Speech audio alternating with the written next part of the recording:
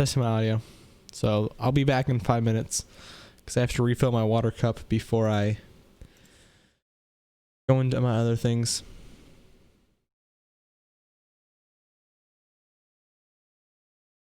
Okay, so you can hear my audio, so now I'm going to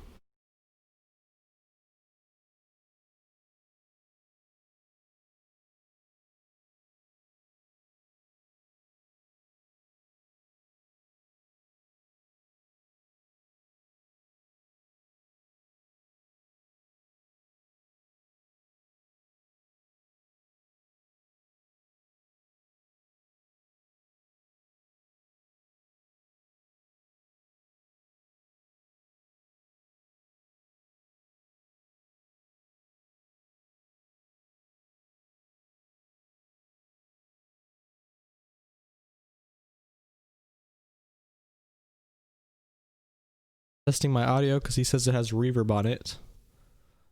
The little software I'm using doesn't even have reverbs. Oh wait, no, I don't think it does. Test the audio.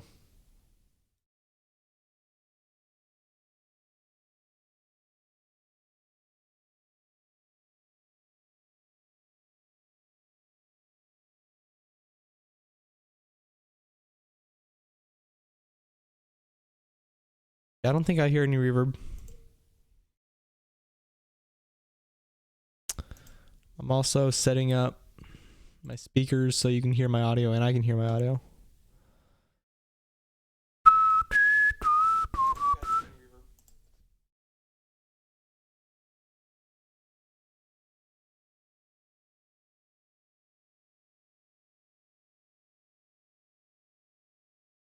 Yeah, basically in iota MIDI, there are only a couple options. Like, I mean, there are like 30 options for different sounds. Hear that? You can hear now. Let's see. Oh yeah, I forgot. You gotta do this. Sorry. Okay, so iota MIDI has about 30 different sounds, and they're all various different sounds. So you have stuff like basses, 808s, synths. Here you go. Okay, so yeah, I'll just like, how about, so I still need to refill my water cup, but I have 3 minutes before the start. So why don't I just show you some iota MIDI sounds? So my keyboard is far away from me right now, so let me move it closer to me.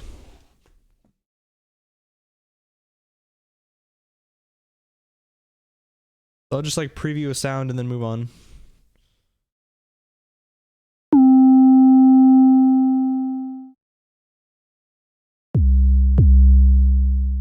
Those are some 808 sounds. If you're looking for high quality sounds in general, they have good plucks. They have pretty bad keyboards and guitars in my opinion, but we got some good bells.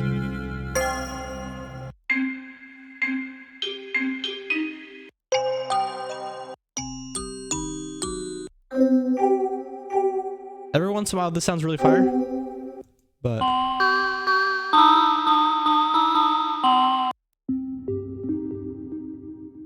basically I usually go for stuff like they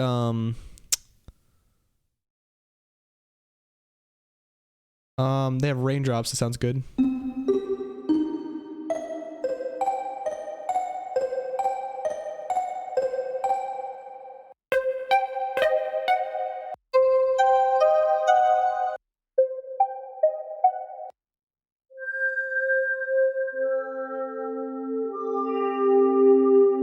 I never really use their pads, but they sound good.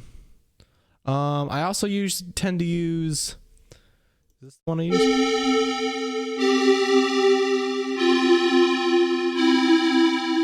This is Iota Mini. I have 1 minute. I have to refill my water cup. I'm really sorry. I'm gonna refill my water cup and then I'm gonna come down here and I'm gonna immediately show you the Iota Mini plugin and all of its stuff.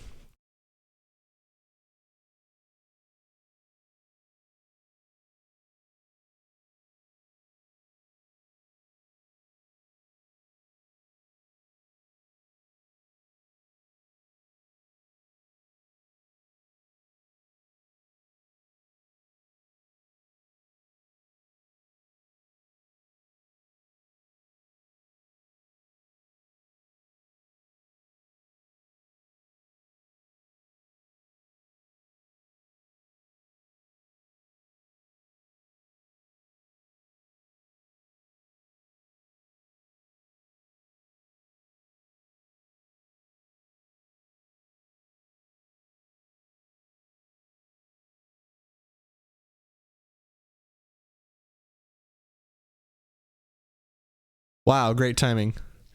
I came back right when it came in.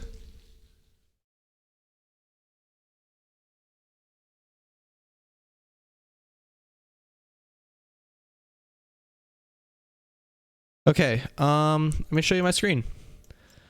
Let me read the chat while I was gone.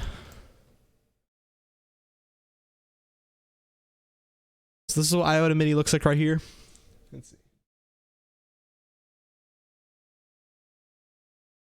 Yeah, I'd say it's decent quality too.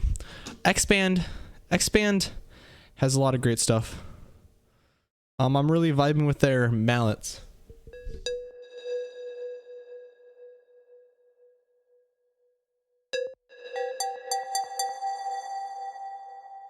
Let's see. So I'm reading all the chat here. I didn't know that Ableton Live is giving out a free thing for 90 days.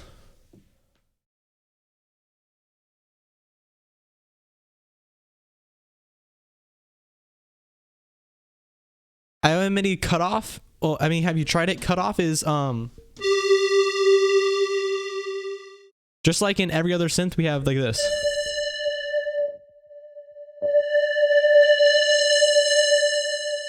It rolls off the high end just like a normal cutoff filter does.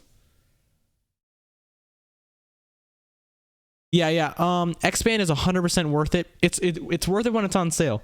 You can usually find it for like under $10. Let me look at Plugin Boutique right now. Because I bought it on sale for $5 and it was the best investment I've ever made. Like for $5, you can't afford not to get this plugin.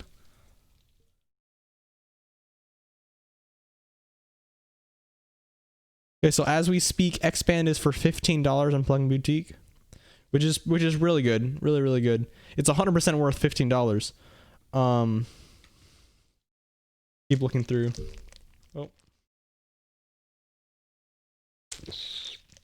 But yeah. So Expand is totally worth the $15 that it usually costs. Oh, €9 for you. I mean, if you can find it cheaper somewhere else, go for it. I bought it on sale for $5 and it was worth every single penny plus more.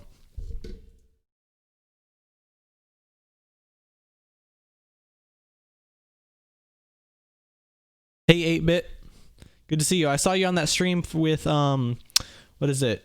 Something Legacy, JW Legacy.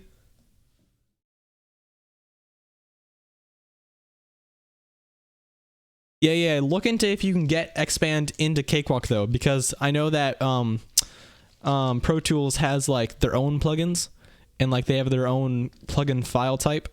So hopefully you can transfer your Expand over to Cakewalk.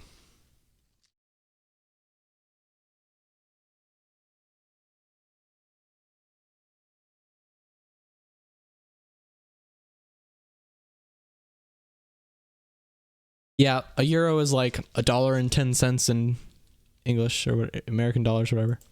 Okay, so we're making a beat today.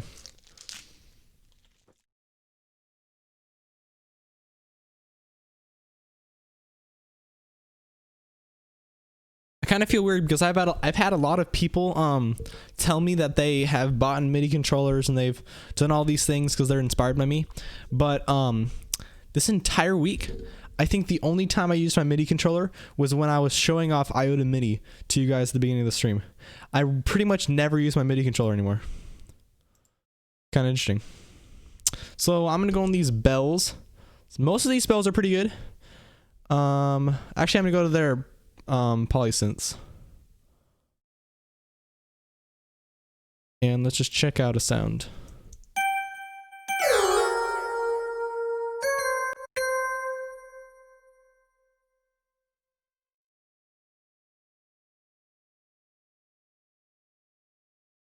Go for it, man. How has your guys' day been? I had that contest results video on Thursday, and I said if we got 30 likes in the video that we could do that we could do another one of those, and then I got 30 likes in like the first like 45 minutes. So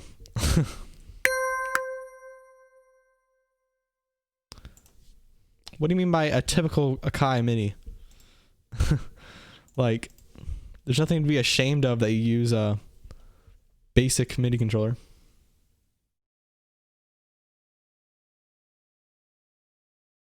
I use the typical Alesis Q49.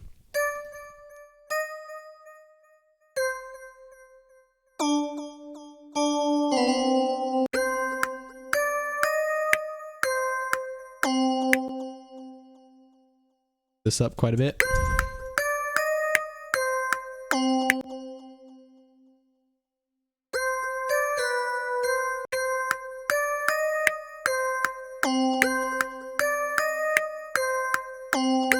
Yeah, Kai MIDI is one of the, like, it's like, as soon as you look up a picture of it, like, you immediately recognize it because it's like the most iconic MIDI controller. It's like a 25 key keyboard. Well, there's also a bigger one. And it's just like one of every 5 producers has it.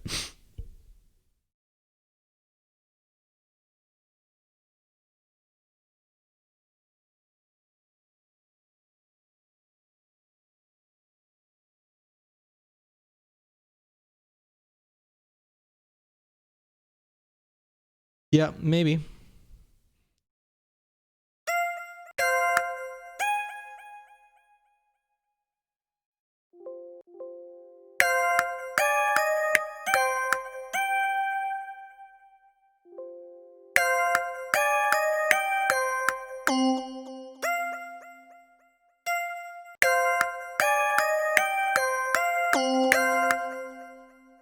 Nice.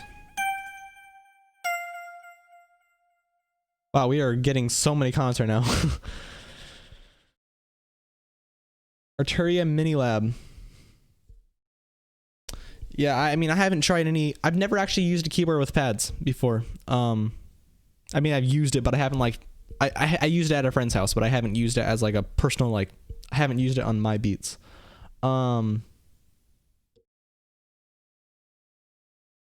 Yeah, I bought my MIDI controller before I even started making beats because I had some things that I wanted to use keyboards for. But if I was able to go back and I knew I was making beats, like if I was gonna buy a MIDI controller specifically for beats, I would have bought a 25 key keyboard because I really never use 49 keys in this thing.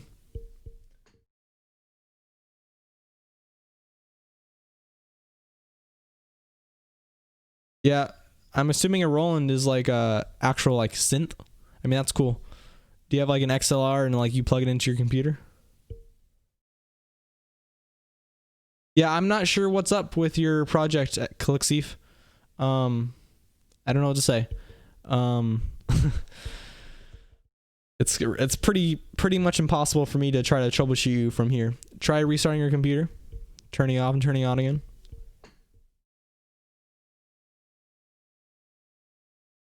Yeah, I mean, I'd like to someday, like 3 years from now or 4 years from now, get a actual synth, but I mean, it's not even on my radar right now.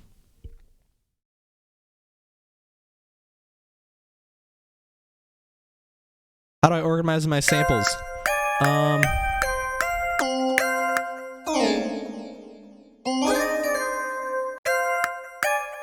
Basically my samples, at the beginning I tried to like organize my samples by like the style. Like I'd sort all of my trap drums in here and my lo-fi drums in here, and I'd be sorting them by like, here's all my kicks, here's all my snares. But now I 100% just like, here is my PV Lace drum kit number 1. Here is my, I don't know. I don't really know the names of my drum kits right now, but like, here's my Cody, I don't know what they're called. But I just like put them in like the folders that they originally come in. And I just know what kind of, I know what folders sound like what. So I always go to my PV Lace kit if I want to get a good kick or something like that. I don't like sort them by like instrument or anything.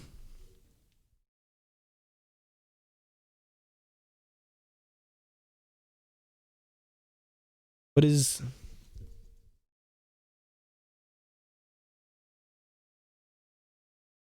I don't recommend doing any desk. Sounds like virus stuff. Hackers.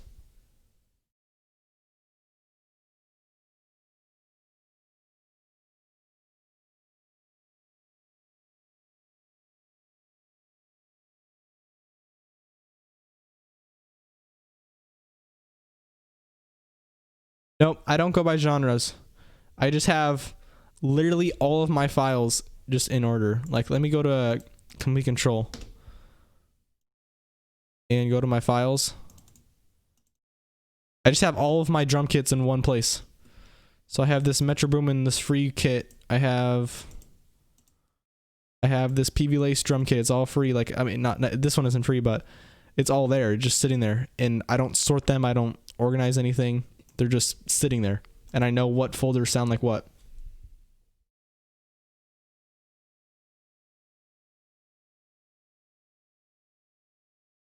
There's so many comments.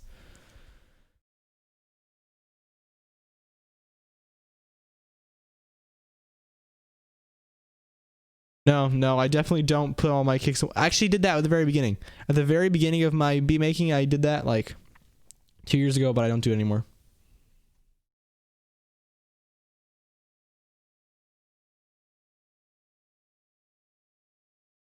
All I know from TeamViewer is that people install viruses, and I've seen lots of virus videos about TeamViewer.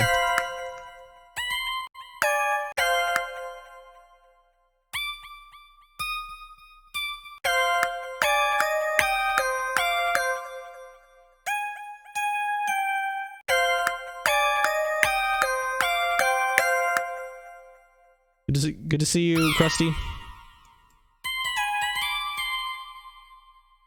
Let's turn off my snap to scale so I can...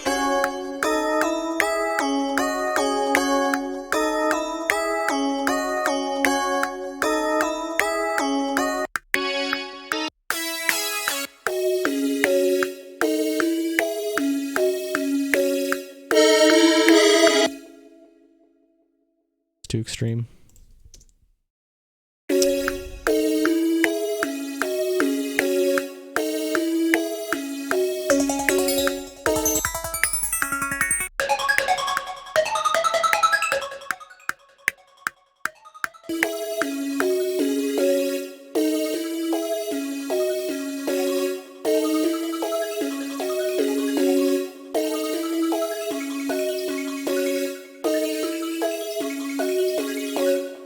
Clicksteve, have you tried turning off your computer?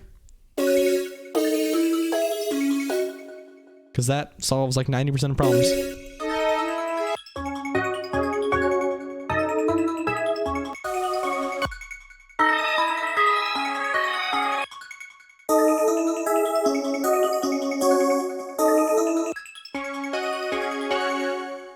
Yeah, I've heard of that bass plugin.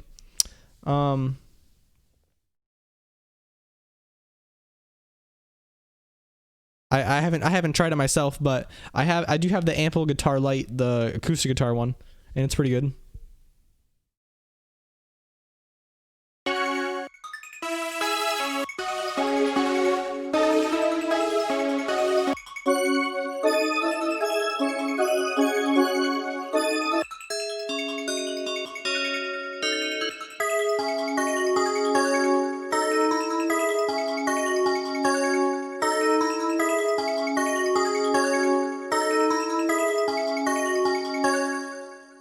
Yeah, 808. I always do 808 beats. I never really use bass guitars.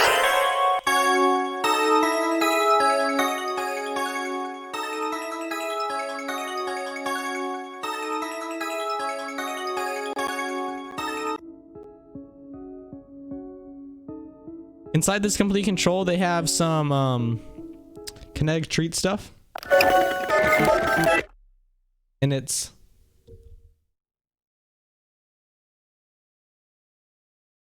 And it's just crazy. Yeah,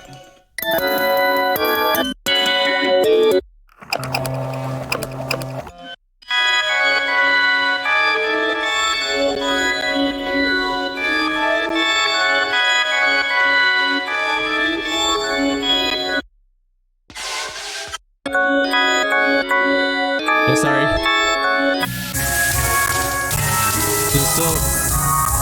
It's still pretty loud. Let me quick.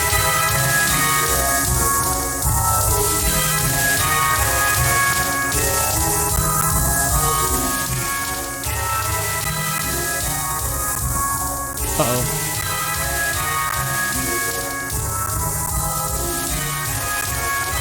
That sound is really annoying. Sorry.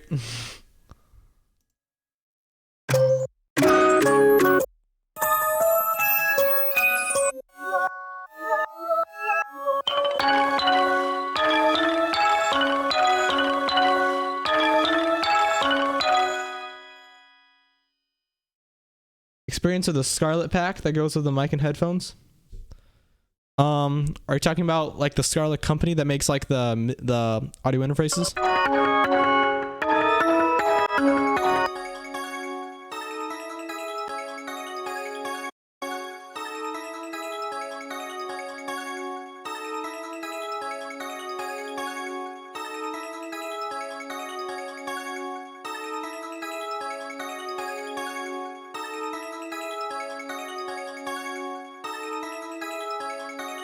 I haven't heard anything about it.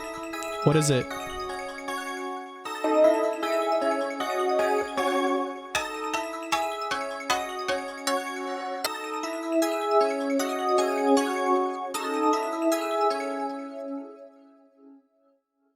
Shoot, there's so many comments.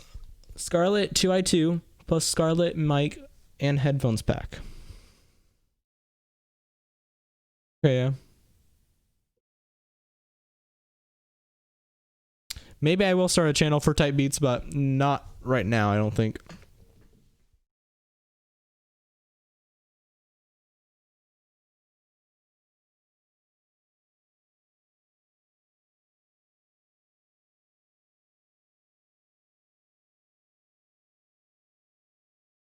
Yeah, I have a microphone already, and I'm not really concerned about getting a better one.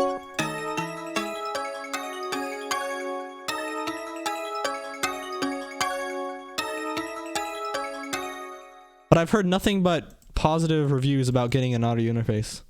Like, people who make beats seem to think that it's helpful. I don't think I'd get a lot of subs, though. Making a beat channel is hard work. People don't usually blow up off that stuff.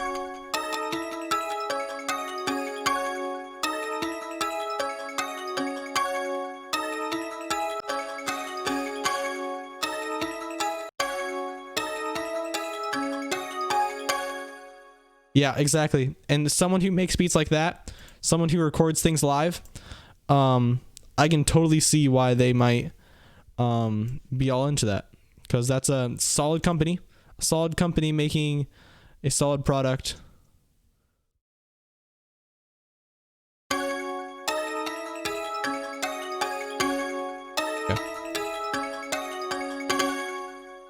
Solid company making a solid project, a solid company making a solid kit that's giving you like good microphone, good audio interface and stuff like that. I can totally see why it's good for some people. Just I don't really record anything really.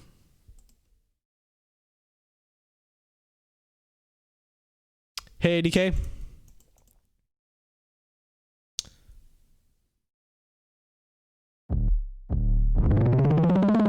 Yeah, I have recorded my guitar in a couple songs, but not very often.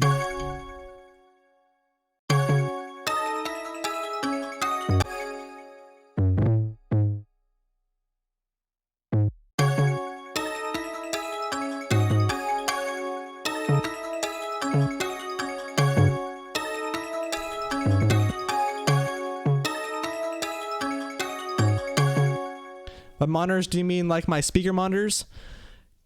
Cause I got that question last week. They're really cheap monitors by Edifier. Let me see if it says on the back.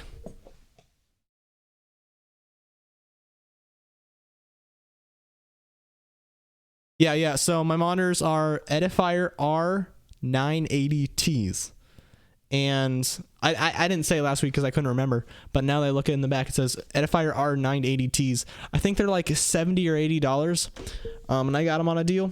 So I mean, they're not the most amazing things, but I don't think you need the most amazing things. If you can compare your beats to professional beats and learn and adapt to how to make your songs sound like their songs,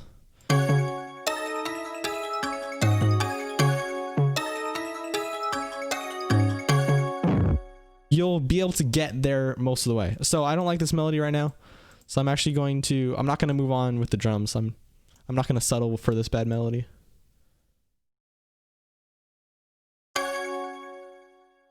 Do melodies make, I mean, do headphones make your melodies messy?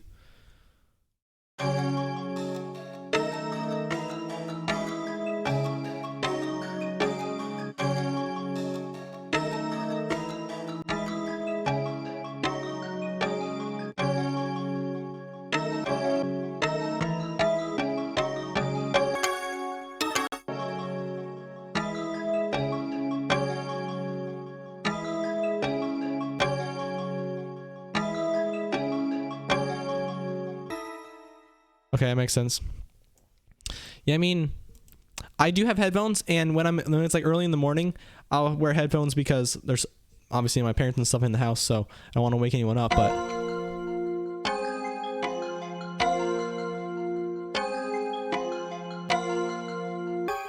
but yeah, so I never export a song when I'm using my headphones, because I seriously cannot trust my ears when I'm wearing those headphones, especially when it's early in the morning. So I always just leave my songs in my folder, and I'll come back to them later that day or later in the week, and I'll tweak them up to make them sound good.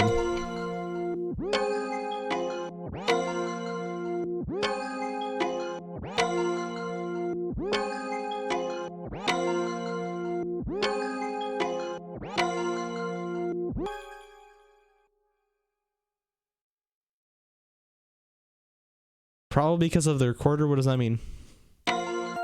Like, what do you mean? What do you mean by the recorder was bad? I just want to clarify, because I want to make my things better, because I'm planning on doing another one of these contests soon, so I want to make sure the next one is better. Actually, so my screen recording, my audio of my screen wasn't actually recording during that video, because actually so during the live stream, I have to change my OBS settings to make sure that it can actually record my screen and it can give the sound to me. So anyway, so when I was recording my video for my for that beat contest, my screen wasn't recording audio at all, and it was so frustrating. I actually didn't notice that until 3 videos. I recorded 3 entire videos without any screen recording on my screen. So when I edited that contest video, I had to painstakingly, for about 2 or 3 hours, I had to insert the audio clips of the original files in order to make, and I had to painstakingly like drag those original files in where it looked like it was recording the screen audio. So if there was any audio quality loss, that's either because YouTube compresses, and it sounds pretty bad when YouTube compresses. My video editor might have compressed a little bit. I don't know. I mean, I've never noticed anything from my video editor. And thirdly, maybe they just mixed bad. I wasn't, yeah, but like, I was so frustrated because I can only record that video once, because you can't like record it a second time and act like you were reacting for the first time. So I just had to spend about 3 hours editing that video. That video took me about 5 or 6 hours more to edit than normal. Partly because of the recording thing, and also partly because it's just a long video.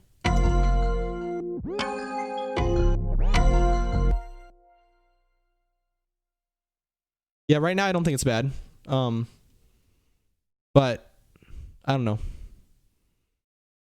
Yeah, I know what you mean, ADK. I didn't think that their recordings were that great either, but I'm just like, I mean, some of them are mixed well, but they just didn't sound like the polished and clean up, refined as like a studio kind of thing. I don't know. Also, remember that they were using one shots, and they weren't the super high quality one shots either. So let's see. Are you gonna do some feedback listening these days?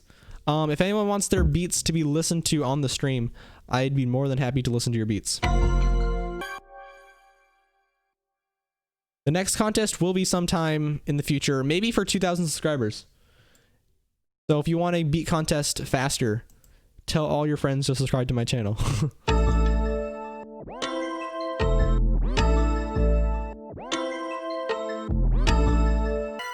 But I mean, I'm not that far away from 2,000 subscribers, so I better get a move on prizes and stuff like that.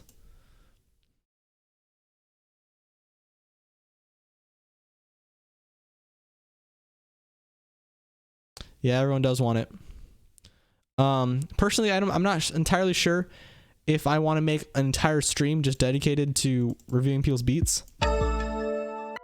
Cause I don't know. Maybe it's just I'm a little I don't think I'm insecure, but about reviewing other people's beats, I feel like everyone's making their own beats. So why should my opinion be the most important opinion? All my life I've built it up myself without.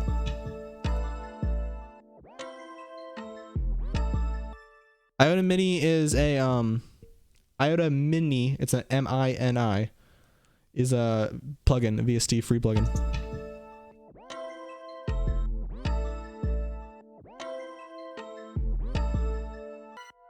Some reason this 808 does not sound good.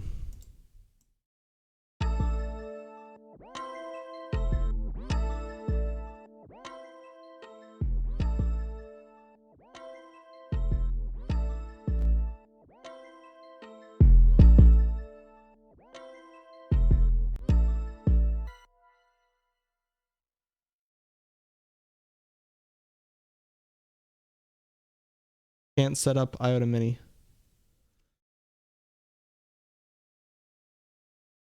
Yeah. If anyone wants to send in a beat, send me a link to it, or send me the actual file in my email, bongonzoyt@gmail.com, and I will review it right away.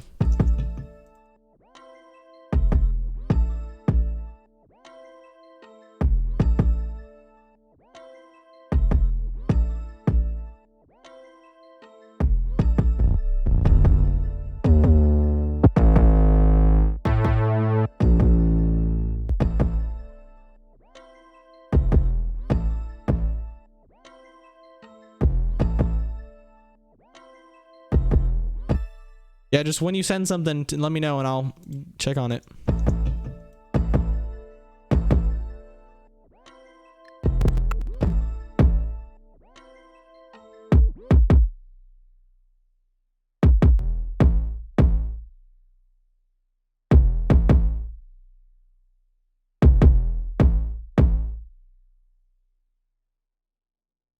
I'm sorry, dude. I can't really help you right now. I don't really know. I don't remember anything about Iota Mini.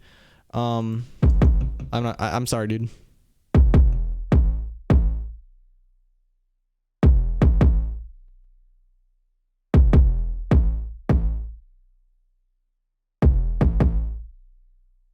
I'm assuming you've installed plugins before. I can't see why it'd be any different, but it apparently is because you're having a hard time. Yep, that's correct. 8-bit. That's it. It's also in my description, I think.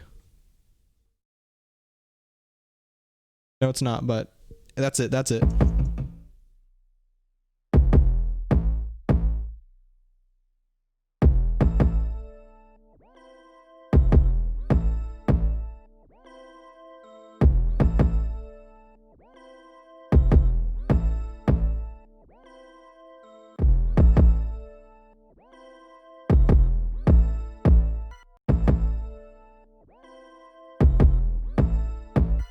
Everyone can send anything they want.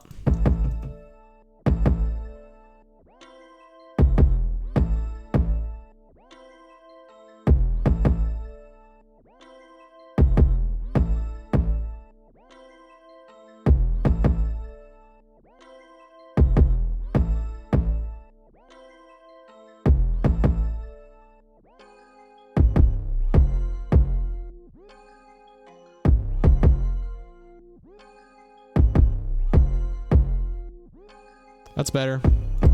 It's not super clean yet, but it's almost there.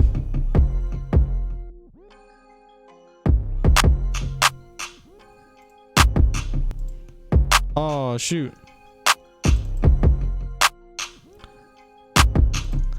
Tip of the day. And I learned this from making beats. I learned it from watching EDM tutorials, from playing actual bass guitar gigs and stuff like that. I mean, not gigs. I was playing at church. Never layer your clap with your 808. Never lay your 808 on top of the clap. So I'm just going to cut this kick out.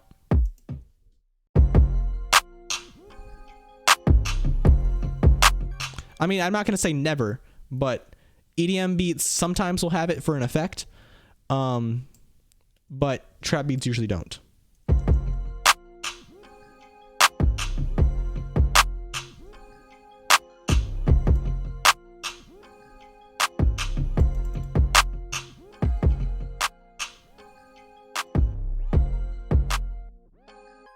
Okay, I'll check it out right now. Let's go like this. Dun, dun, dun, dun. Yeah. Yeah, I'm sorry, dude. 3 gigabytes, probably.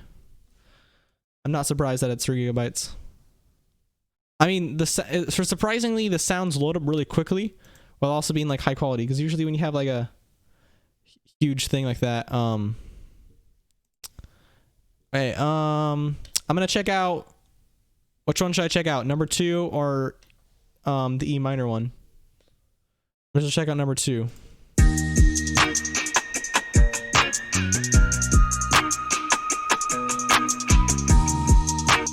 Those hi-hats are very, very loud. Let me just check OBS to make sure nothing's like clipping.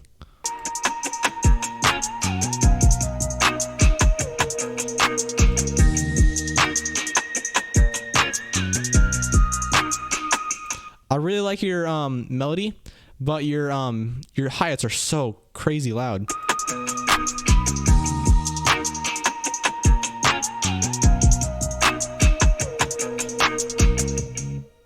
I want to hear this. Oh, never mind. Ooh, this is nice.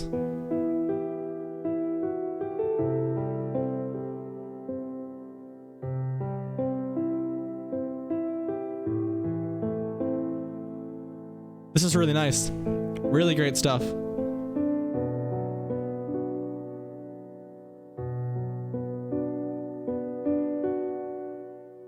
Yeah, your piano is super nice. And your melody on this one is pretty good too.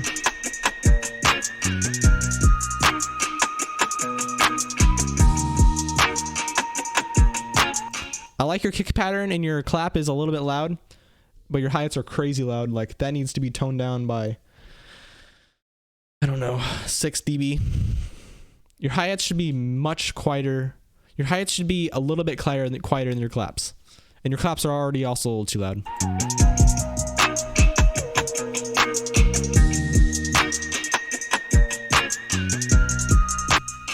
Other than that, it also sounds like you have quite a bit of compression on your master. Maybe that was an effect you're going for. Don't make it too much though. Anyway, it's not all about loudness.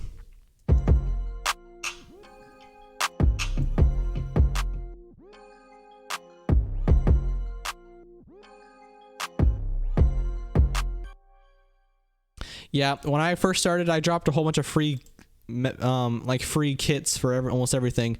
I'd be dropping melody kits like every month, and they were so trash.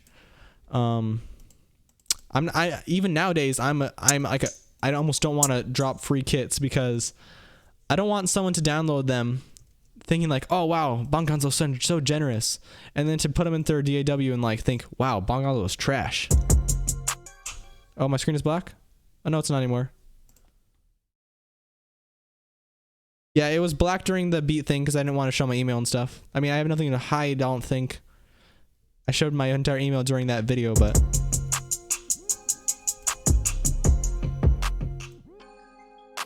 I should be good now, right?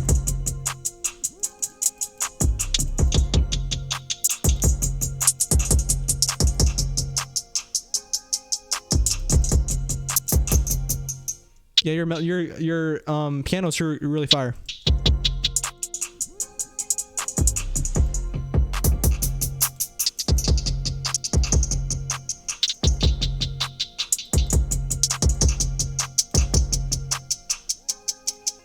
Yeah, those hi-hats are loud. Now I'm going to speed this up a tiny bit. And I'm also gonna consolidate these hi-hats. Yeah, if I feel like it, or if I remember, maybe I will download that piano kit. Maybe I'll make a video on it if I feel like it, if I remember to.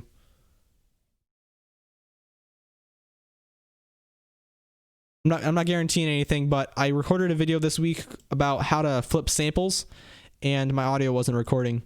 So even though that beat was so crazy fire, and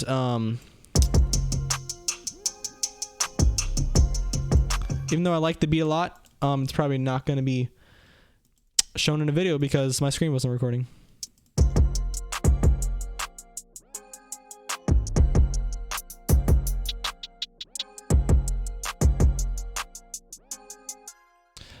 What's special about the complete control is you can first, number one, you can do 3 note, like more than 1 note at a time. ADSR sampler is all like mono, if you know what I mean. So you can't, so when you play an 808 or something like that, and then you hit the next 808, it immediately cuts off the old 808 and starts playing the new one. Now that's usually fine for 808s, but you also get a clipping sound if you have that situation. So when I'm doing my spins, when I'm doing my 808 channel here, I have my entire ADSR thing open here, and an ADSR sampler doesn't actually include this. You can't change the attack, decay, sustain, release. So but in the complete control you can. So I have my release all the way as low as it can possibly go, and therefore when I let go of the MIDI, note, like when I stop it, it basically immediately stops the audio file, the audio sound.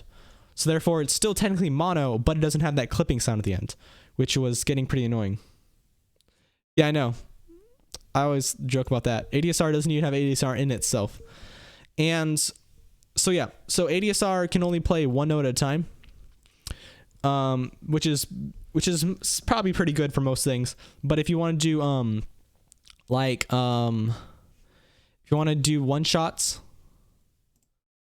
get out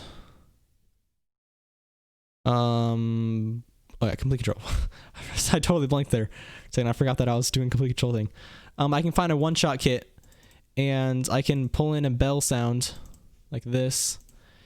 And I don't know how this is going to sound because I don't know what the bell sounds like. But let's listen to what this sounds like. Oh, that's fire. It's actually a super fire sound.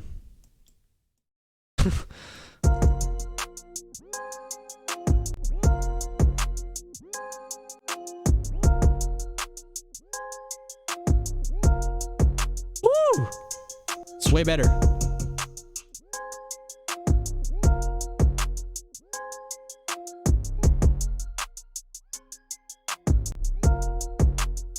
That is way better. Way better. Yeah, in ADSR you can't play chords, which is basically the fact that you can only play 1 note at a time is the reason I stopped using ADSR. On top of that, ADSR crashes all the time for me, at least.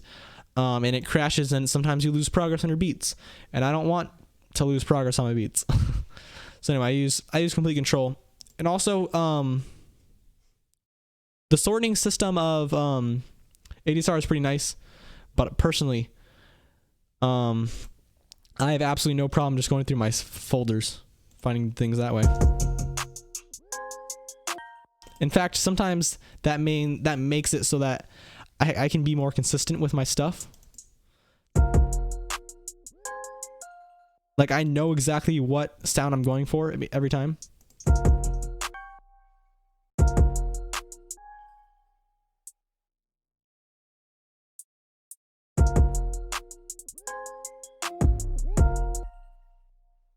I'm really loving doing this. At the beginning of every 2 bars, I'll have like a little da-da-da.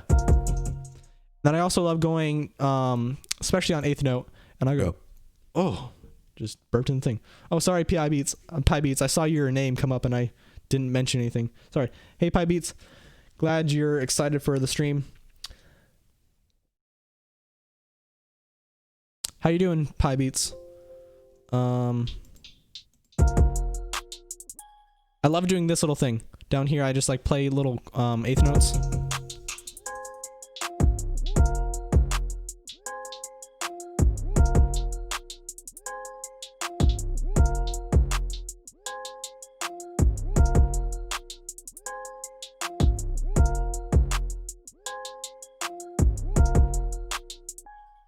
Yeah, at the beginning, I totally thought that the tag selecting thing was like a game changer, and it was like the most amazing thing I've ever done.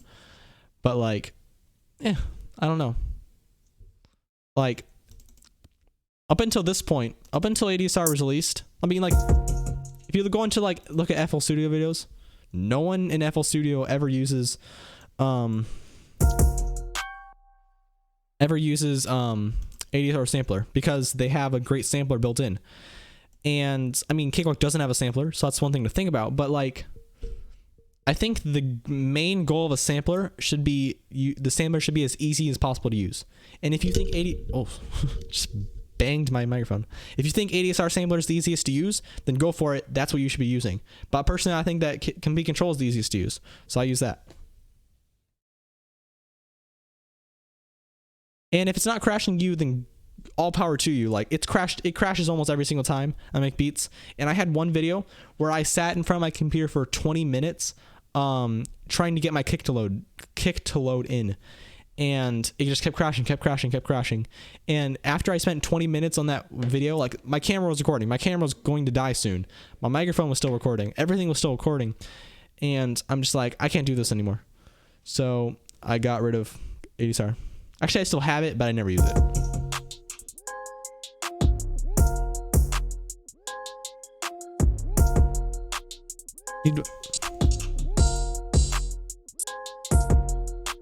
You just woke up, dude?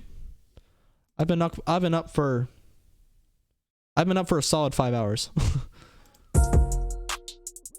In fact, I woke up later today than I normally do.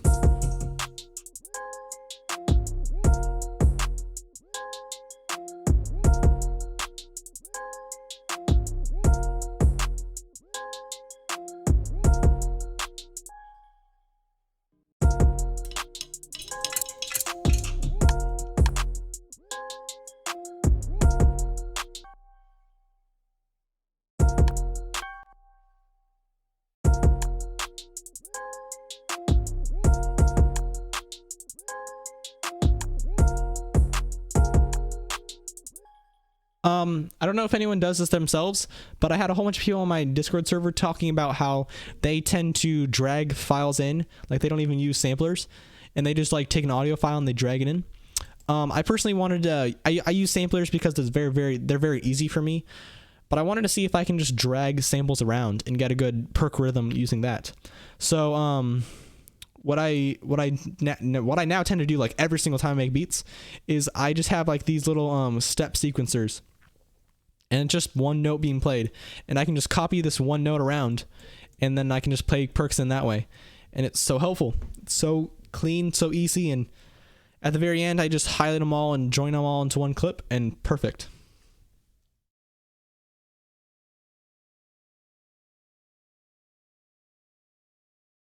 Okay, I think I see what you mean. Do you mean, let's see, the claps are like here? So do you mean putting like one here? I mean, like that? That's pretty nice, yeah. I like that.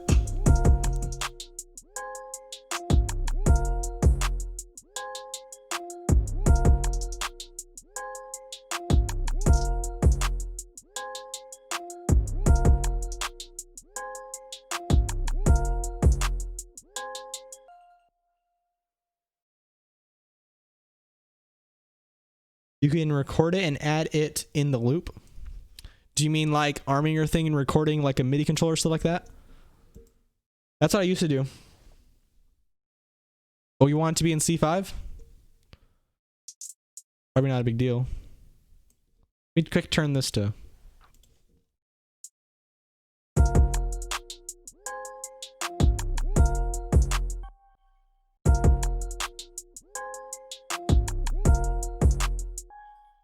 I mean, I guess it's barely any difference at all. No one's gonna notice, but When I said no one's gonna notice, I'm thinking in my head like, there's someone who's like sitting in their studio and they're just like, dude, I just really wish you played that one hi-hat at C5 instead of B4.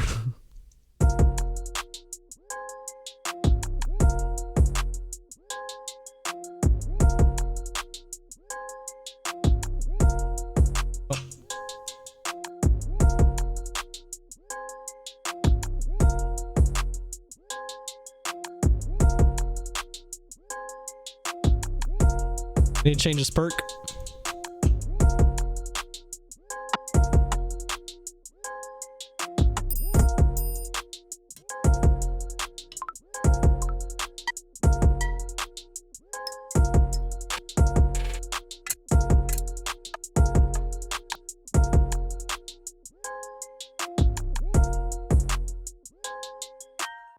Oh, by the way, I didn't respond to your thing. Thank you, Orange Shadow, for listening to my stuff on Spotify. Quick plug to anyone who feels like listening.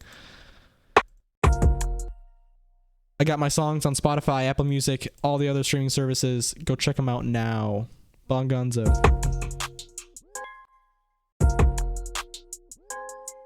Thank you, Orange Shadow.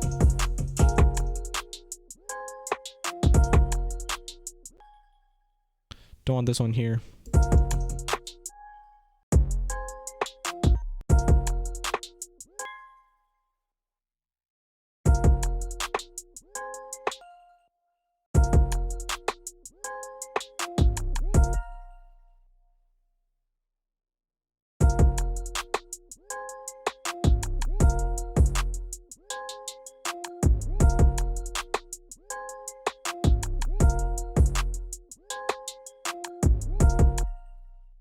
If I'm entirely honest, a lot of sample packs are from Reddit, but I have bought a couple.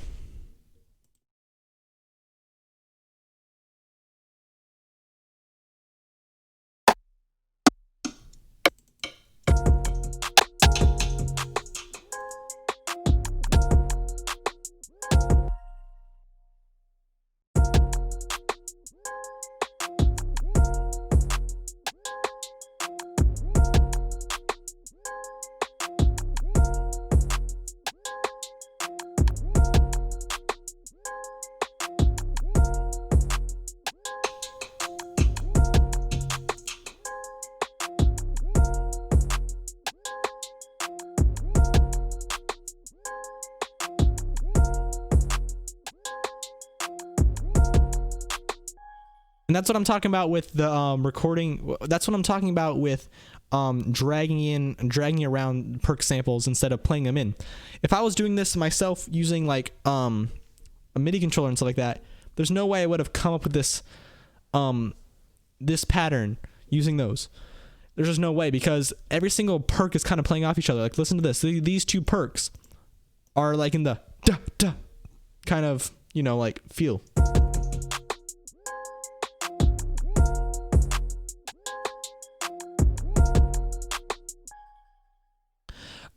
I have that free kit, that the Andromeda kit from Kyle Beats, and I'm not really interested in getting another one of his kits.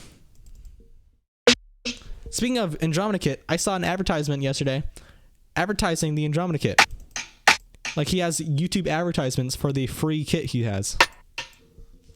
And maybe he's like trying to just bring more people to his channel or bring more people to his website and sell more beats in the future, but like, kind of interesting.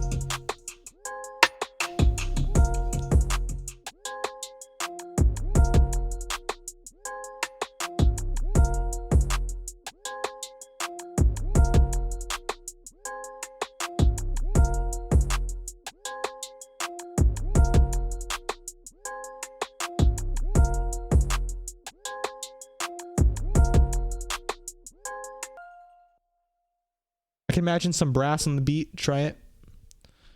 Okay, here we go. Let's get some brass. Really the only plugin I can think of that has brass that actually sounds good is the Expand thing. Not that I'm not a huge fan of brass in general, like VST brass, because like I play in a very I play in a pretty good band at school. And I just, when I think of like a trumpet like this, sorry, it's connected to Shaper Box.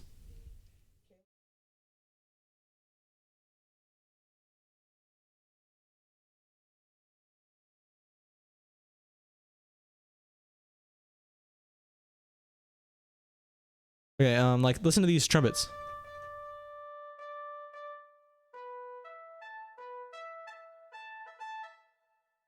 I just know.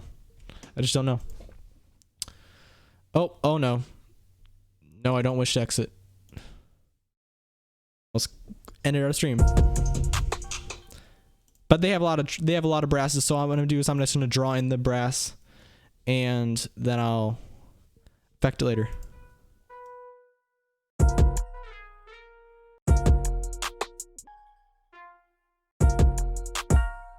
So this is a solo.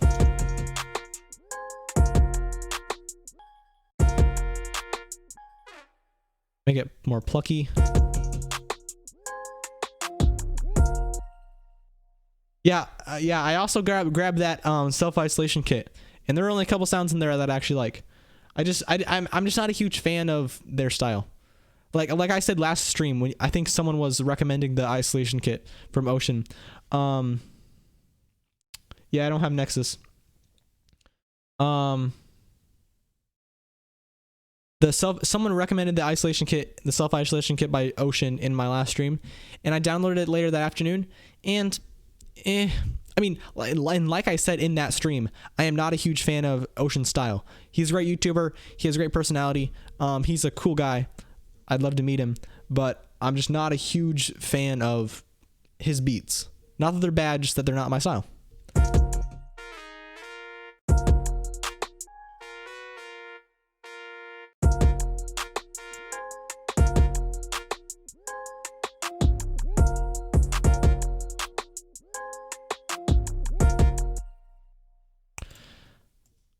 I think these trumpets will be good.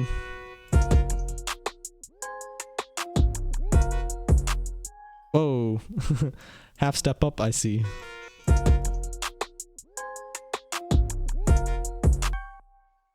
Pirate Bays, never heard of it.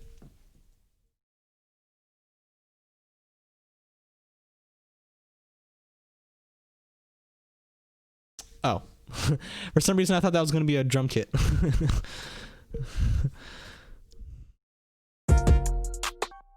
So what I'm going to do is maybe I'll find a good trumpet, but this is probably good enough.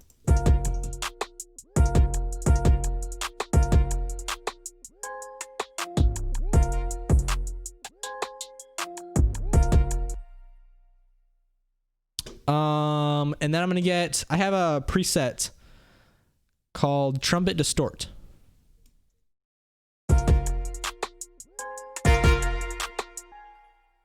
Makes the trumpet sound like this.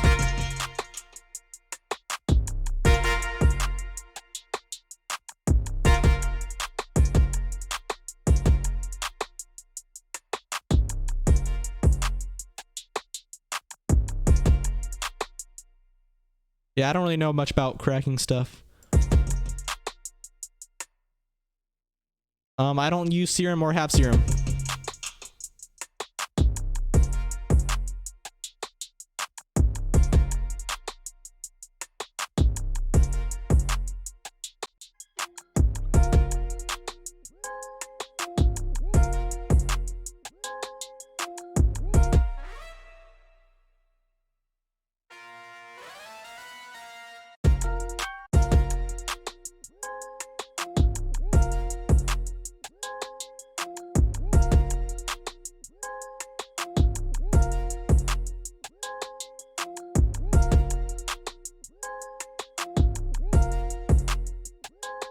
Yeah, I'm not a big fan of these da-da-da you have here, the C5 notes right before the snares.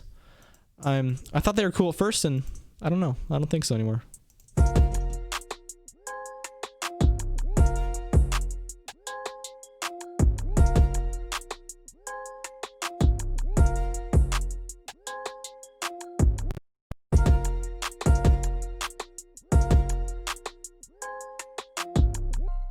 I don't know if I'm feeling these brass And I saw him say earlier that I can do what I feel like it.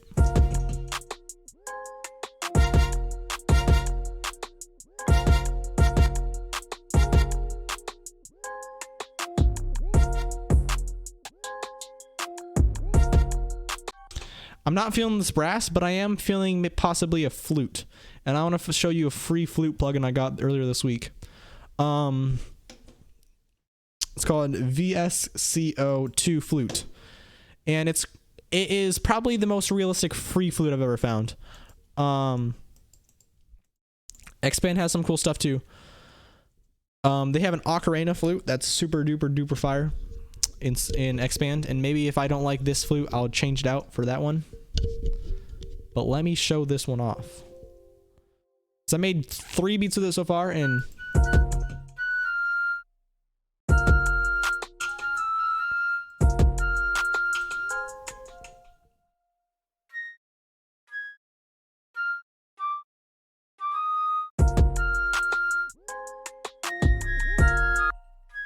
needs to be like dun dun dun dun dun. And let's select all of those.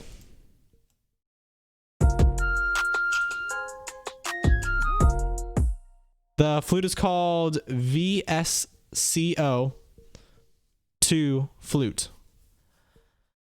Look it up real quick.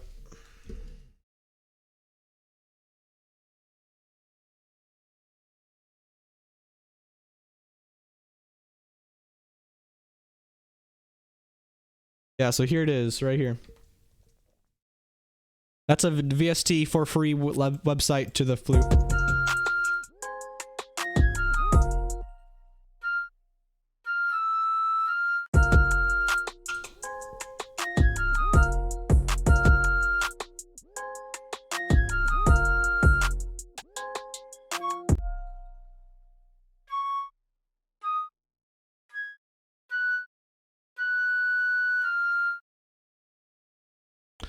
Shorten those one down. I think I'm gonna affect this flute quite a bit. I don't really want it to sound like a flute. I want it to sound very kind of, I don't know, but I'm gonna first get filter freak. Oh shoot, I just dragged a filter freak on my open hat. That's gonna sound disgusting.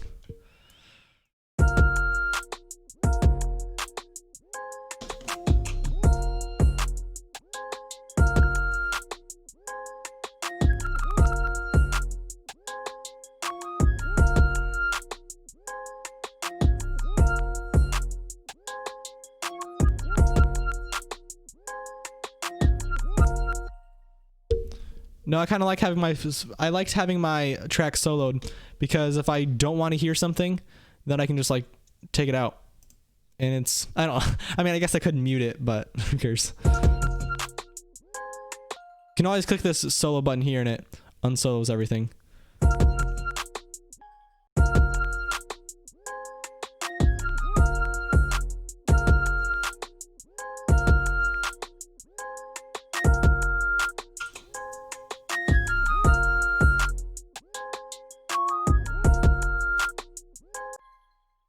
And then that didn't really do what I was expecting to do. Let's get an isotope vinyl.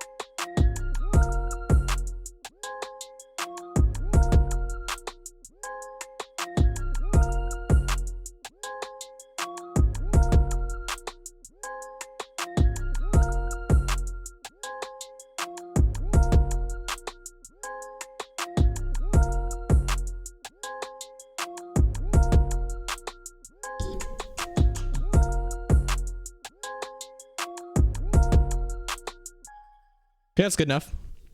Just interesting.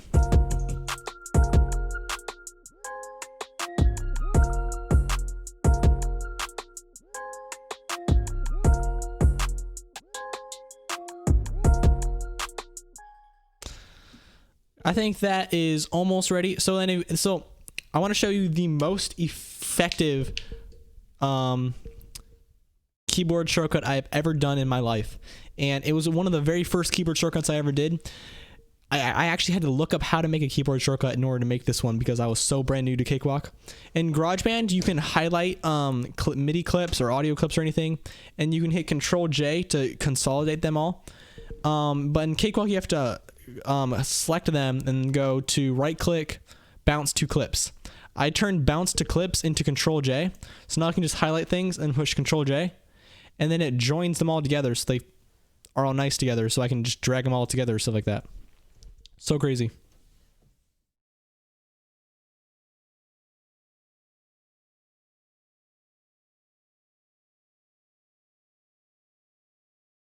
Thanks, Austin.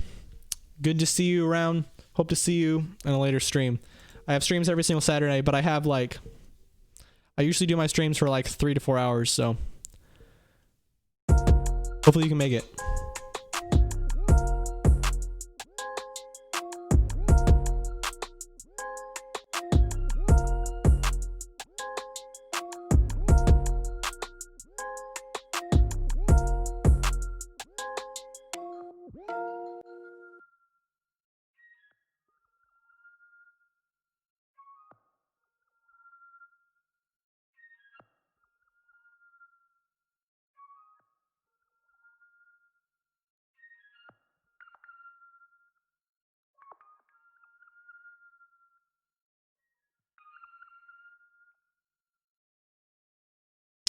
Yep. I don't know why I trim them as well. Oh, yeah.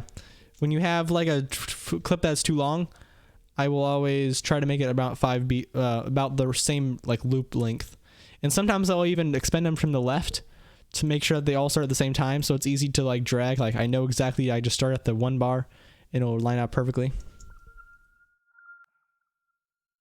Thank you, Krusty. Yeah, 3 to 4 hours. That's what I always do. Why can't I hear anything? Solo. Why is everything so soloed? Just click this button here and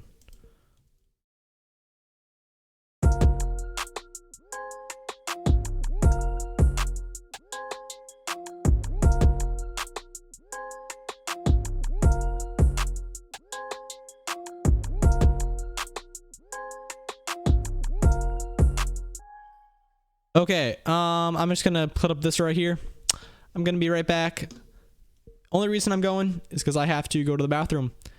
And you guys have the benefit of watching me make a beat. But I have to be here making the beat, and I have to go to the bathroom sometimes. So, see you later. I'll be back right in just a second.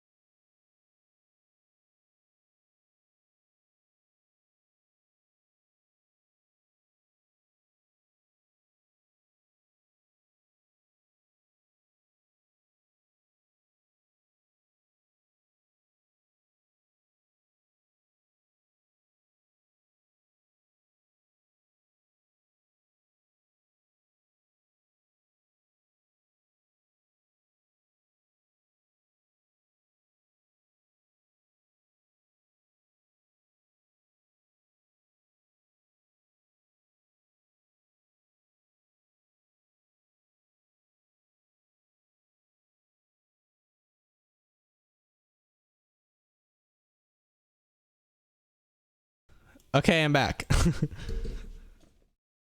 Okay, here's what we got. So, everyone spam the chat.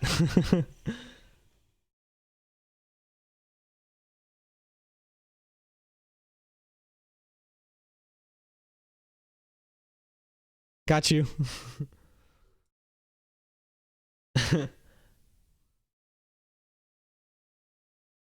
Yep. Okay. So looks like you guys had fun.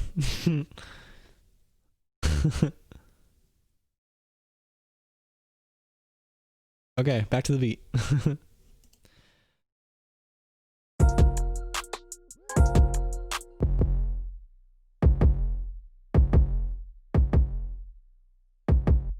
What do you mean by dried meats? What does that have to do with anything? Saying things just for the fact of saying things.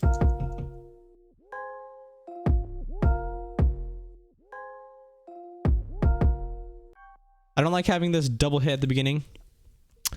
I like when I think I'm almost done. You guys are crazy. What I like to do when my 4-bar loop is almost done is I go through every single sound individually and I'll solo each sound and I'll figure out what I like and what I don't like about that instrument. So I don't like how there's like this dun dun hit on my 808, so I'm gonna try to go like this. How many people on my Discord server? I'd probably say around 50 now.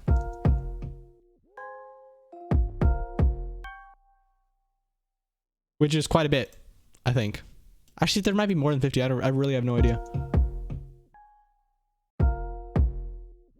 I mean, just like any Discord server you've ever been in, there are like maybe like 20 people who are totally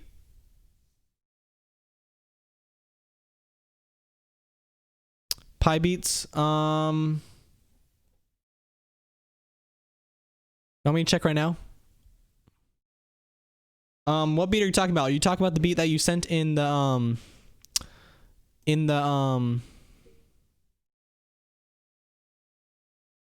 talking about the beat you sent in the beat contest or the beat you sent in just for fun? Yeah, so we got 4 beat makers on right now. We have 11 random people on, and we have 72 people offline. Shoot. So we have around 80 to 90 people on this Discord server. And people are posting beat critiques as we speak. Should we check out this right now?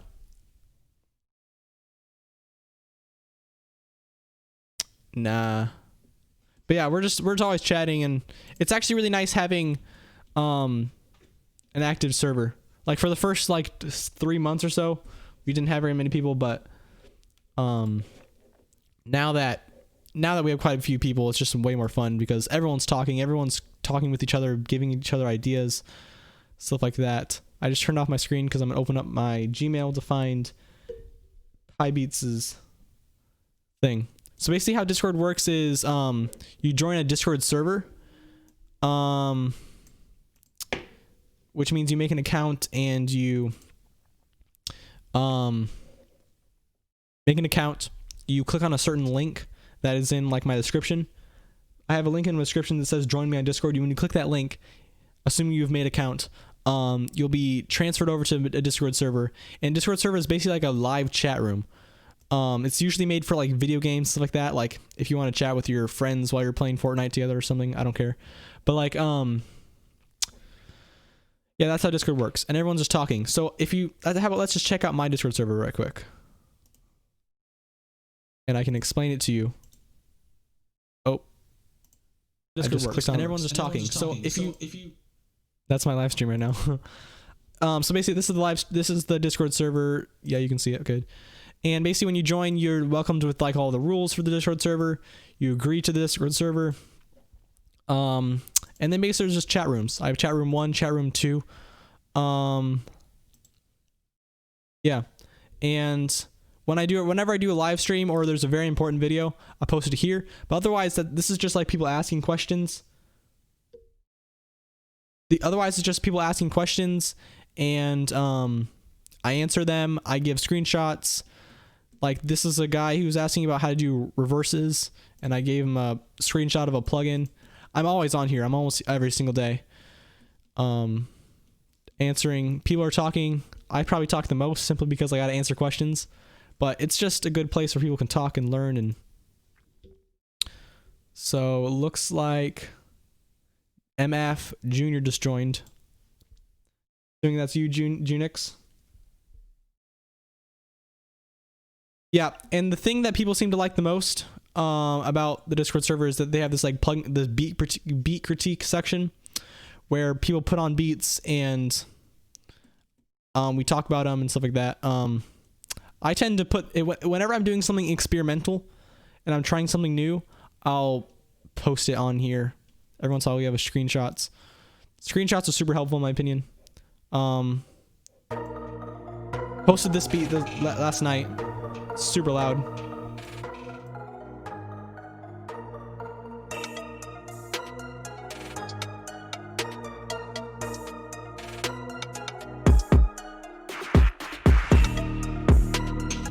Not a big fan of my master channel on that one. My master stuff, but yeah, that's what a Discord server is. Okay, now I'm gonna check out Pi Beats. Yeah, you should join Krusty. So turn off my screen. Open my email. Okay, I'm listening to cushion.mp3.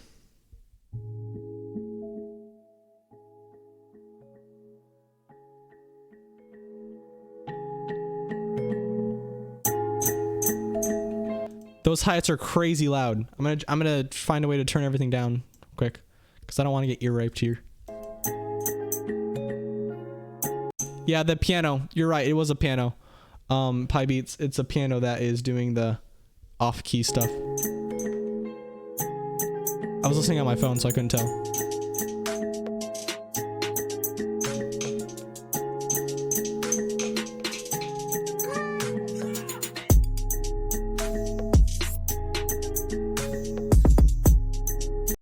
Your drums aren't that bad, but there's a huge compressor on the channel.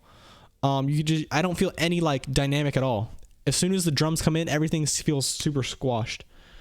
Is it okay to use download a VST and publish my music as my own? Obviously, definitely, of course. The reason that companies give away VSTs and paid VSTs, especially, like you can do it with free VSTs, obviously too, but it's because they want to make a profit on you, and companies make profit by selling you VSTs, and then you use those VSTs in your songs. Same way that a company will sell you electric guitar. You use the electric guitar to make a song, but if you had to make an electric guitar by yourself, that wouldn't be worth it.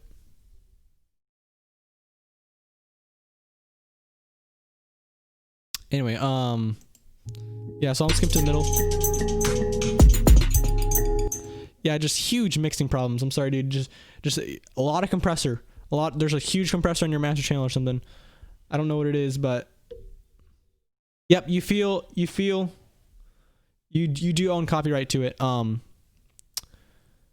Any of the most popular songs in the world are all using VSTs. Like, you still own copyright obviously to it. The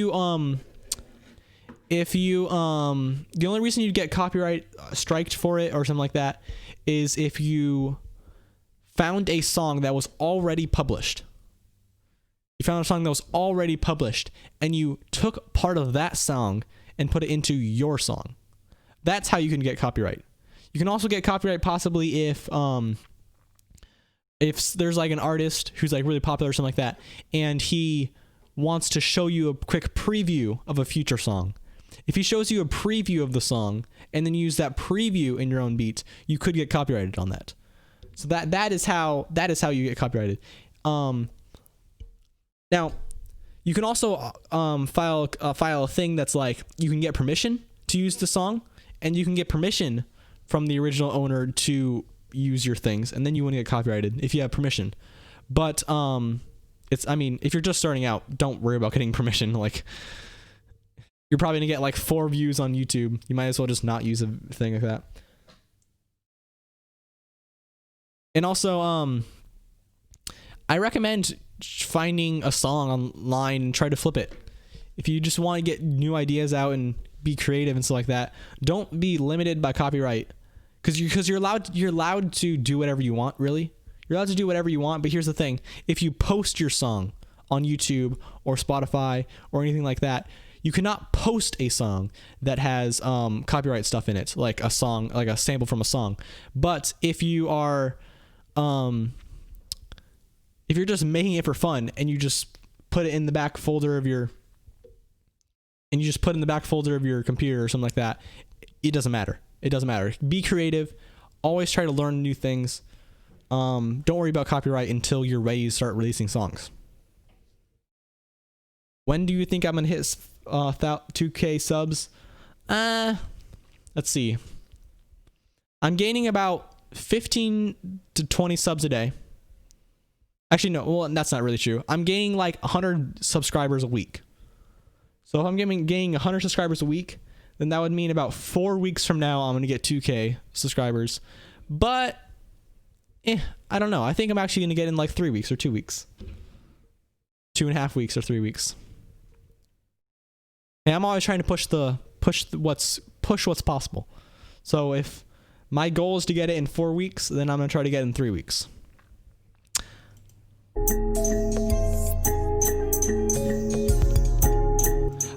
You have some reverse sound effects, and they sound really cool. And reverse hi-hats, stuff like that.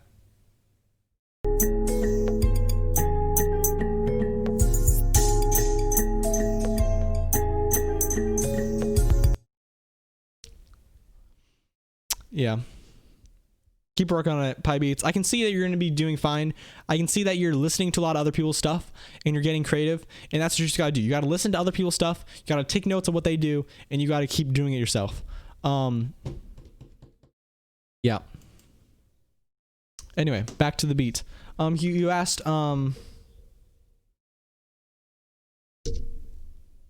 what's the process of making lyrics?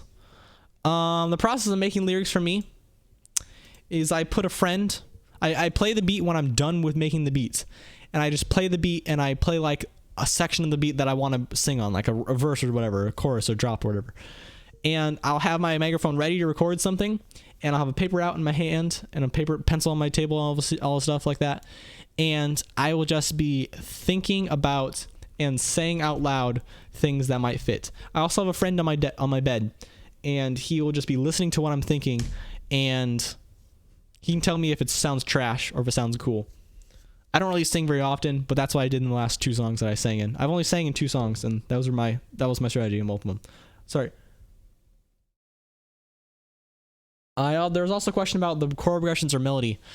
I think the chord progression is more important to set the mood, and the melody is more important to have people remember your song.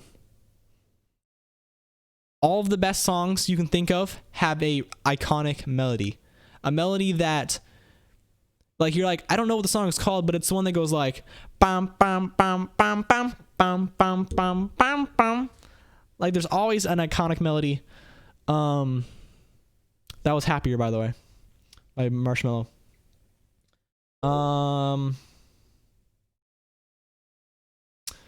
What are the best chord progressions? I don't really know. And here's the thing. I have a video coming out in the future about how everyone has a different style. And that is 100% the case in like every single situation. So my style is I don't even think about chords. I really never think about chords at all.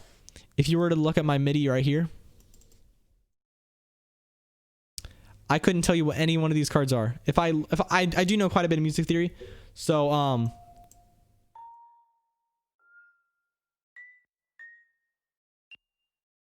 what that is an F and a B flat, and those are a fifth apart, a major fifth apart. So it's kind of like, it's not really a chord at all, really. It's only 2 notes, so it's technically not a chord, it's just an interval. But it's like an F chord or a F minor chord, something like that. And then we got we have a G, D flat, G, D flat, G. Shoot, none of these are actually chords. This one's probably a chord. B flat, G, B flat. What? These aren't even chords. Yeah, so that's just proof. I don't even use chords. I just make melodies without chords.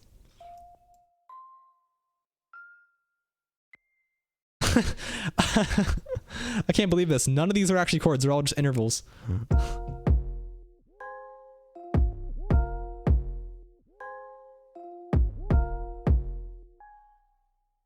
I always stream on Saturdays. It changes week to week. Sometimes I stream at 8 o'clock in the morning Central Time. Sometimes I stream at 9 o'clock in the morning Central Time. But that is my thing. And for YouTube videos, I have videos come out on Tuesday, Thursday, and Saturday.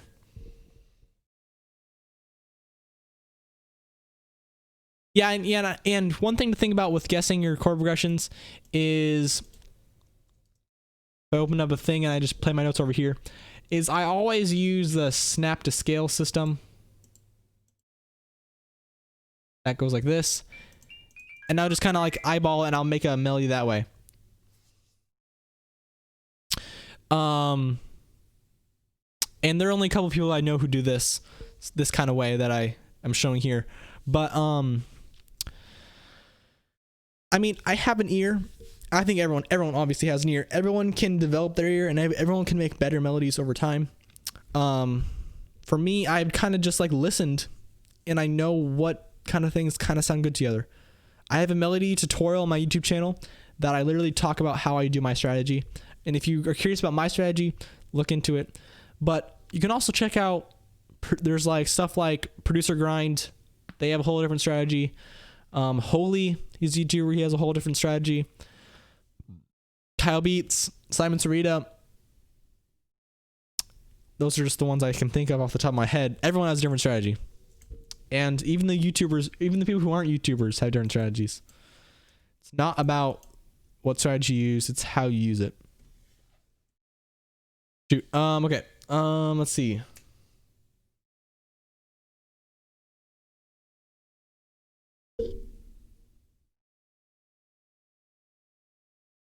I don't know how you could use that to your advantage, Pi Beats, your guitar skills, but I mean, go for it. Just figure out what works for you. Maybe what works for you is you play chords that you know how to do on the guitar. And when you have a good chord progression that sounds good on your guitar, then you put it into your DAW. Maybe that's strategy. I don't know. I'm just guessing. I'm just making stuff as I go. That's what we're all doing. We're all making up as we go. Every once in a while we find patterns that work, but we're all making up as we go.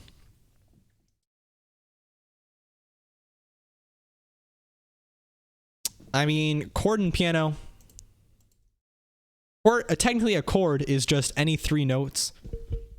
A chord doesn't have to sound good or bad, but a classic chord, is like C. C, E, G is G major. And if you want to learn more about chords and music theory, I know Andrew Juan has some videos on that. Look up Andrew Juan Music Theory, and you'll find a 30-minute video that's super helpful. Okay, Pink Sky, how you doing? Sorry, I'm just talking way too much right now. Central Time in the US, yep. So the Midwest kind of area. I prefer Kyle Beats way more than Simon Savita. Simon Savita is hilarious. He's a great guy. I watch his videos just because he's so awesome. But he doesn't make the style of music that I tend to enjoy.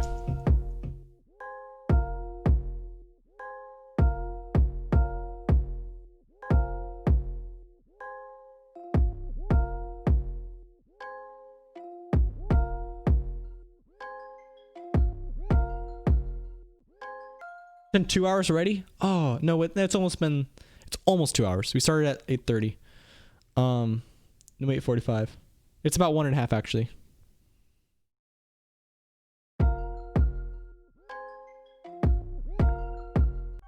If you like the videos that I do, check out Kyle Beats. He does them way better.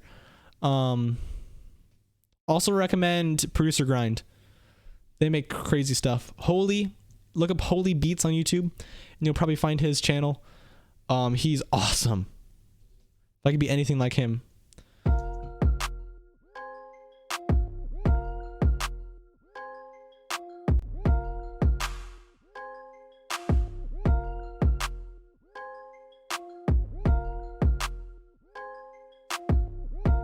I just put reverb on that snare.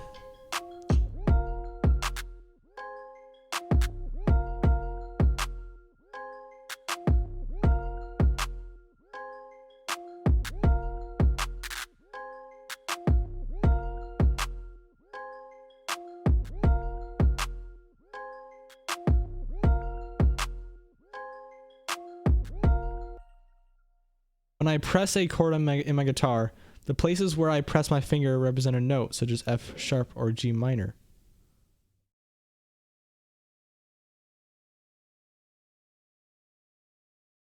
I play guitar myself. But if you think about it, like when you put your hands in the formation of a C major chord, if you analyze what each fret is doing, also including the open strings, I'm trying to visualize in my head right now. So you are muting the E string, the lowest string, like the, you know, like the thickest string, the E string. And then you have your ring finger on the C fret, which is the 3rd fret on the A string. You have your middle finger on the 2nd fret of the D string, which is playing an E. And you have the next string open, which is a G. So that's a C, E, G. That's the main 3 notes of a C chord. And then you have your index finger way up there on the 1st fret of the B string, which is playing a C. And then you have the E string at the top open. So if you analyze what notes are being played, you have a C, E, G, C, E, which are the 3 notes of a C major chord. So if what you can do is look at what chords you're playing and you can transpose those notes into keyboard, that would be how you do it. You can also, if you think about like you strum a C chord and that C chord sounds nice and you want to put the C chord into your DAW, you can just look up C chord into Google and you'll find a piano little screen that tells you a C chord is made of C, E, G, and then you play C, E, G on your keyboard, a C, E, G in your DAW.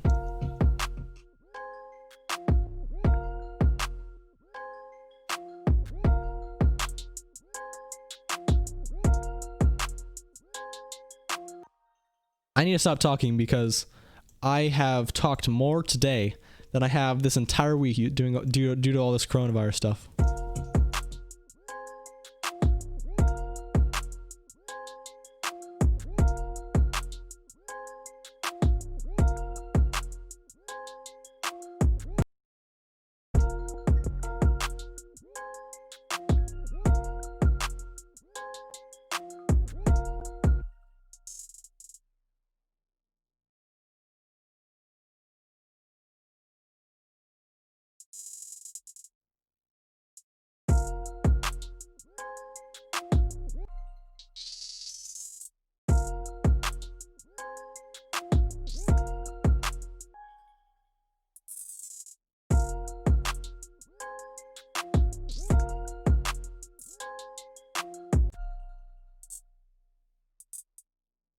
By the way, I wanna mention something here.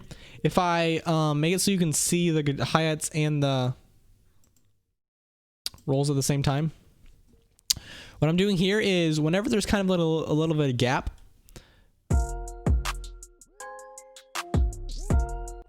you actually can't tell because I have halftime on the melodies. But whenever there's like a gap in the chords, when like the chords aren't like playing anymore, then I have my rolls. So like listen to this one specifically.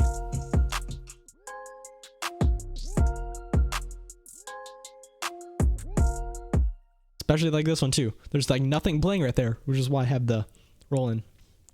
Thank you for the pan. Yeah, I like this pan too.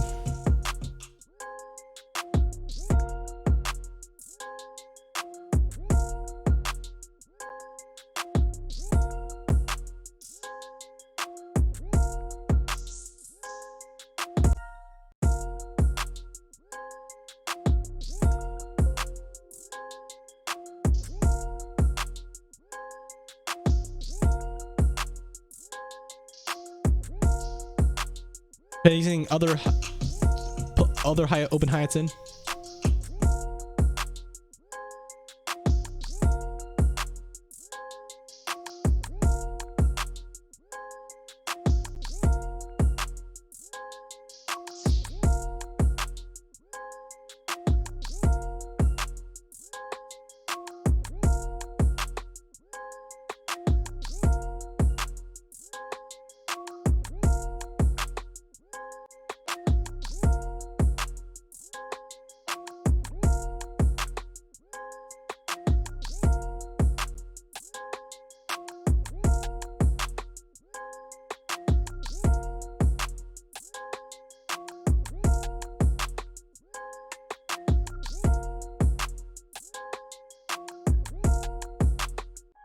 Okay, I think that's all good with everything there. I'm going to solo just the drums, and I'm going to bring each element in at a time.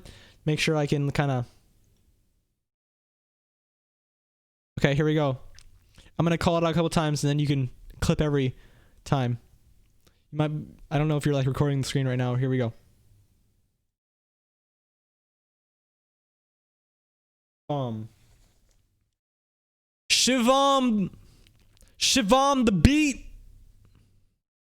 Shivam beats. Shivam beats, yeah. Shivam beats. Shivam beats. Shivam beats. Shivam beats. Shivam beats. There you go. I want to hear how that sounded.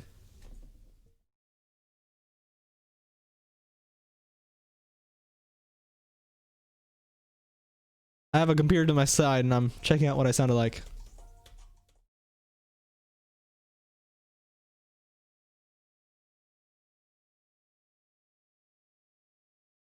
Shivam, let him up!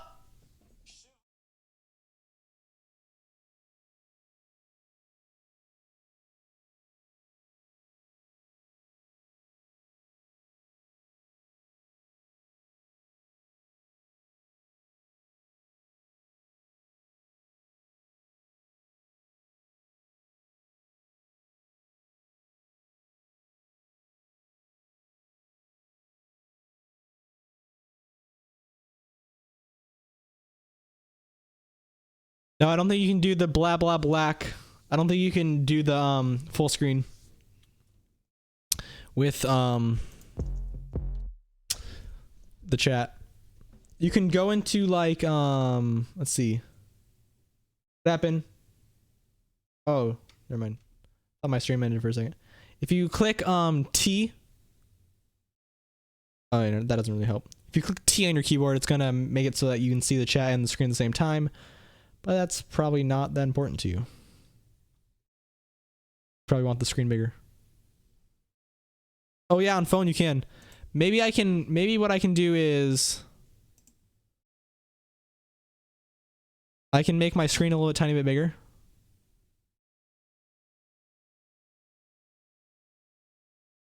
Test. Oh, my desktop audio is gone for a second. There it goes, we're back. What I can do is I can probably make this bigger. This, nope, this. Up.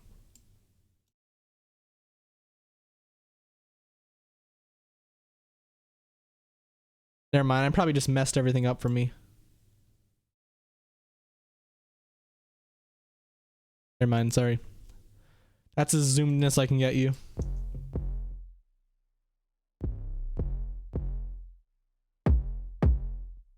If you have a phone, you can watch the stream on your computer and the phone for the chat. And then you can give me twice the views and twice the watch time minutes.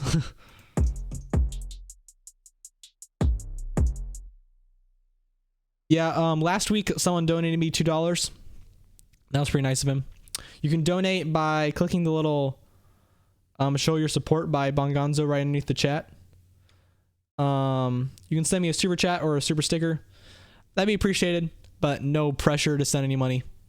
It does help with the channel, but yeah. I want to be here for you guys, so I'm not gonna try to force any money out of you guys.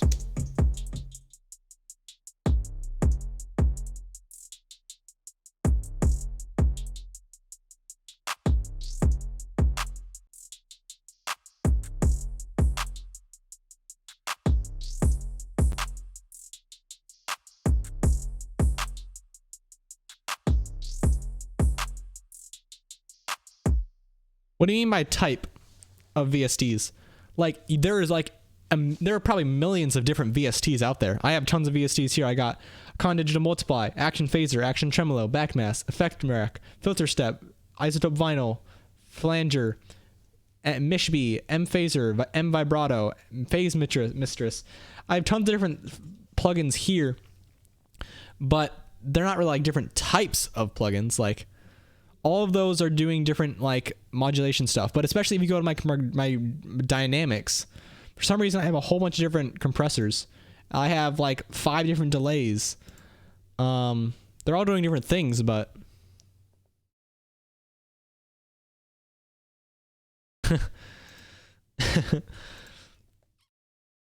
you don't make money, okay?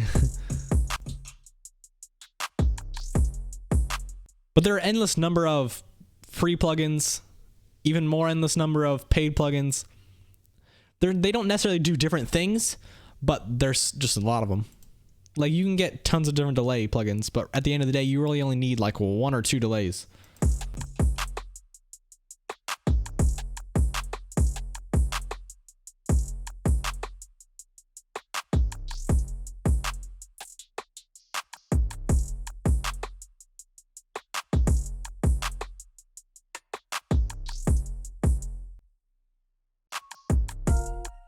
Okay, now already arranged. My drums are officially ready to be going. Ready to go. Ready to be going. Are you ready to be going?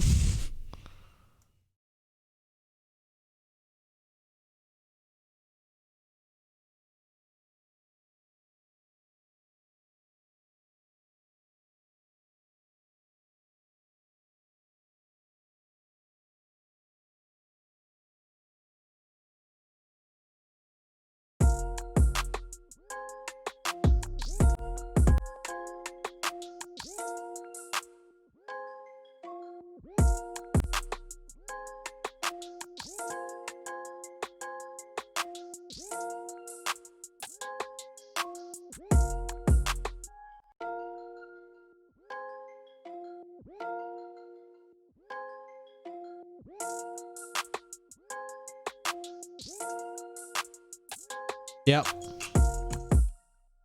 That's facts, Pi. I don't use his percussions for all the... I don't use his claps for everything. He has a really good 808. I don't remember what it's called, but it's super fire.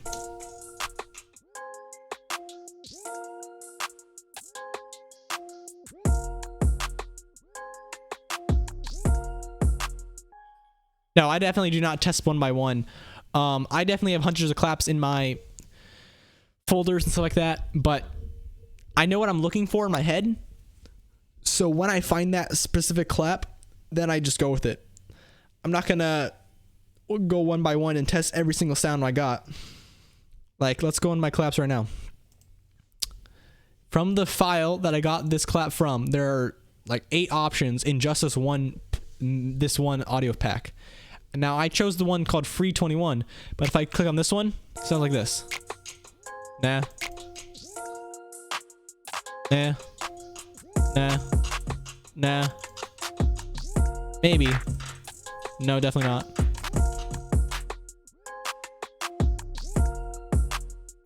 Over time, you just develop what you want to know, what you want to have. So I like this one because it has just the right note of high end, but also has some low end to kind of give it some girth in the clap sound.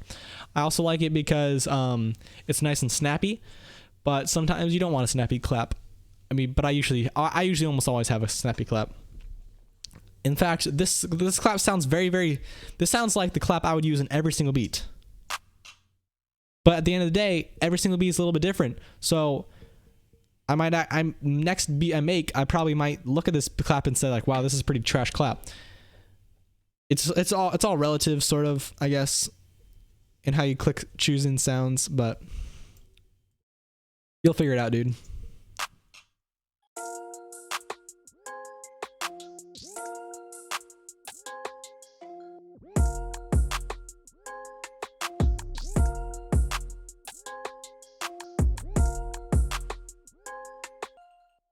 This is gonna get repetitive. The track list? What do you mean by track list? You mean like move a track? If you're using your smart tool, you can click on this like top section of the track and you can just move it. If you want to copy a track, you hold control and move it. If you want it to be more specific, like always be able to move, you can click the move tool in the top corner. Or click T on your keyboard and click the move tool, and then you can just click anywhere on the track and it moves it. Every single one of these is a MIDI clip, and they're all independent from each other.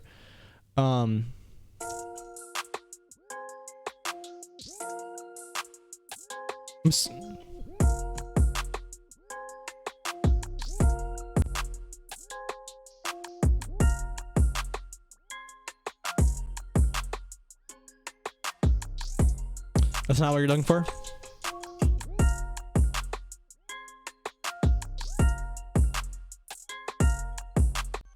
For these higher sections, I'm going to copy the octave.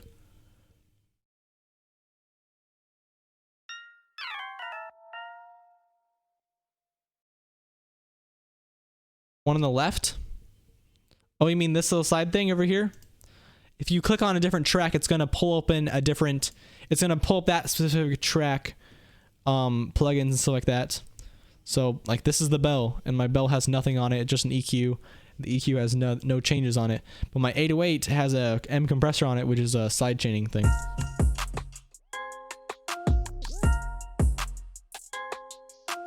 that what you meant?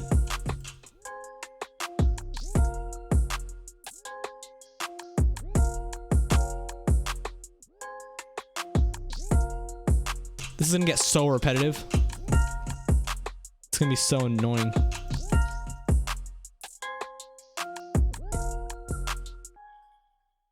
Let's see.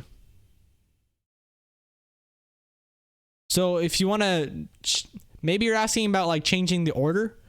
If you click just left of the little up arrow here, click just left of it, you can actually just move it around. And it's going to get practice to get your mouse in just the right spot. But that's like the track list and stuff like that. F on your keyboard, if you have a track that's really big, you can click F on your keyboard, and then it like makes them all the same size. You can also expand your tracks from here. If you click right between this like left sidebar, you can make them bigger, and you can get a couple more controls. You can also make them smaller to see more of your main screen more.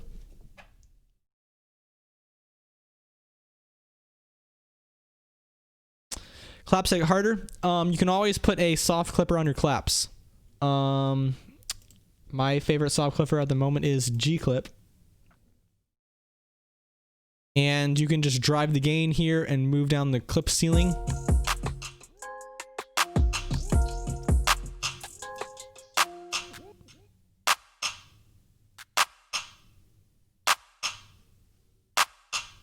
That makes it sound more intense.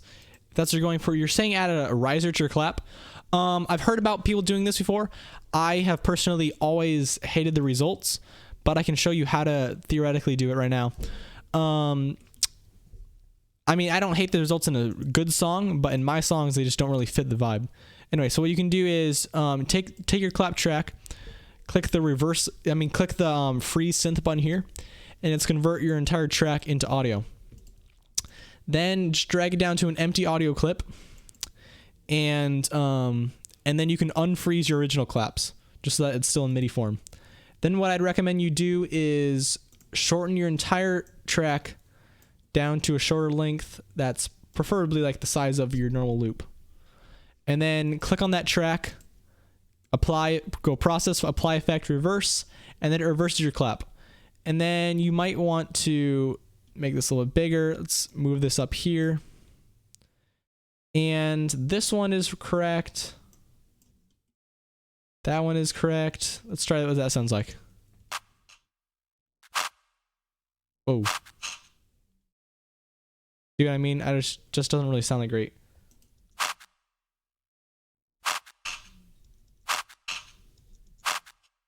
If I turn this one down a little bit,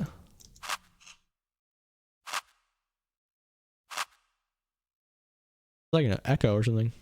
Delay. Down more. It's not horrible. Let's listen to it in the context of the whole entire beat.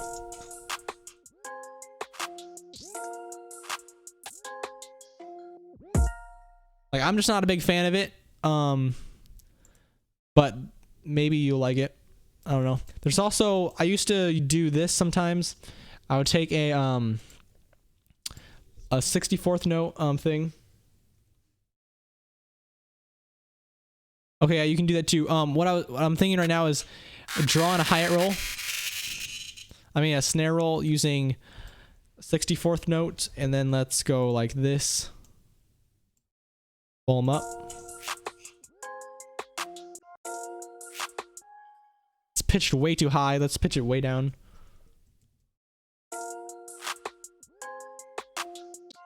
That one works. That works pretty good. We can also go like this and cut it down to a normal size, And then zoom in because we got to be very specific. And more.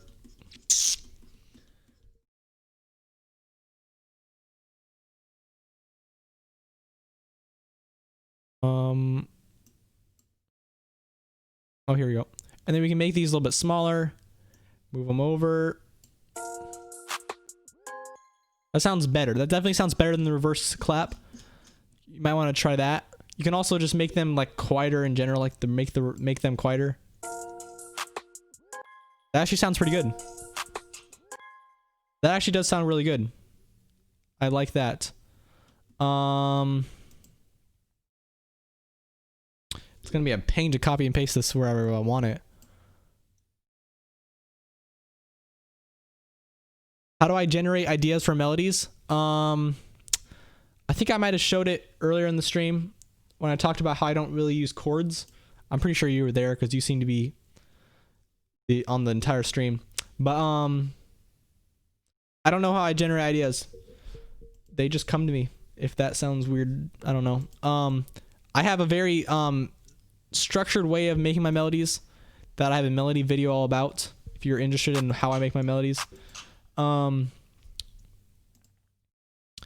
Yeah, I mean, it just comes like the way I make melodies is not intelligent. It's not like it doesn't have any theory in it. It's just I make a melody, then that melody sounds good, and then I make another melody on top of it, and that melody sounds good, and I make a third melody on top of that, and that sounds good. And by the end, I made 3 melodies, and all 3 of those melodies, when they work together, sound like chords. I'll kind of explain that right now. Let's open up. I'm here for teaching you guys. I'm not really here for the making the beats. Because if I was going to be here for making beats, I would have been done with this beat over an hour ago. Basically, so let's make a melody here. What I do is I place a note in.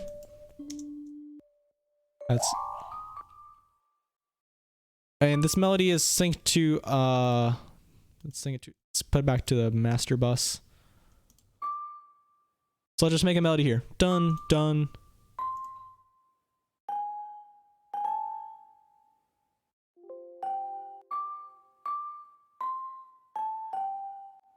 There we go. That sounds nice. Let's loop this over so we can just be more fast with all this. And let's make a melody on top of this.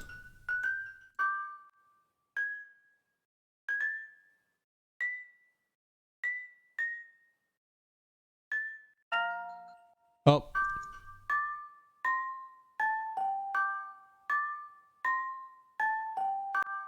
Let's add a note in here.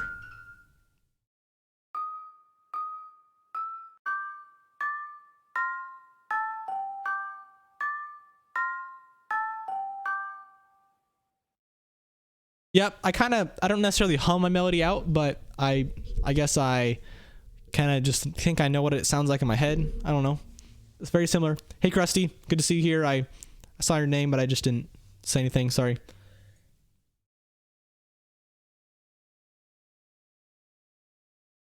Yep. And what I usually do is I start my whole melody process by making a scale and enabling Snap to scale.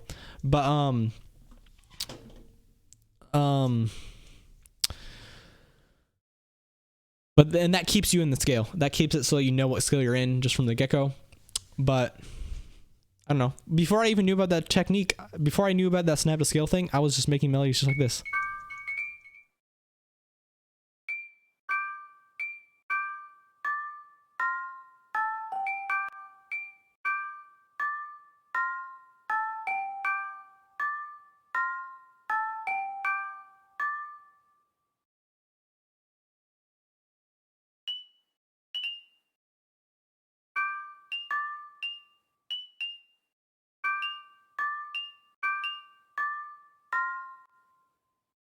I mean, I don't really want to go into this hole right now, but like as you can see, like that's how I make my melodies, and everyone makes them slightly different. I understand that for sure. In fact, I'm like one of the only people I think who makes melodies like this. Find your strategy and go with it. Hey, Better Stranger.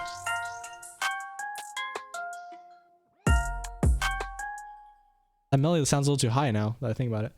But what I did was, when you have the sidebar here, when you're in your MIDI view, you can make the sidebar visible by dragging out from the total right into like the middle, and then you can see everything a little better. And then right click on your track that you're using at the moment, so Iota Bell. And then you'll hover over scales, change it to harmonic scales, harmonic minor, and then you can click, and then you can, it'll probably pull you out of it, and then right click again, click snap, enable to scale and stuff like that, and bam, there's your scale right there. You can also change whatever scale you want. You can also change the root note, but yeah. Okay,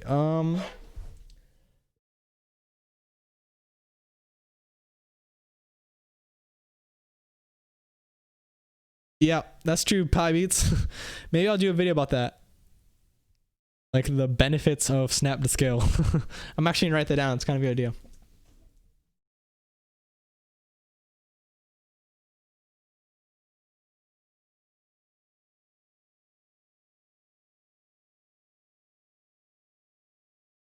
Yeah, no problem. I'm here for you guys.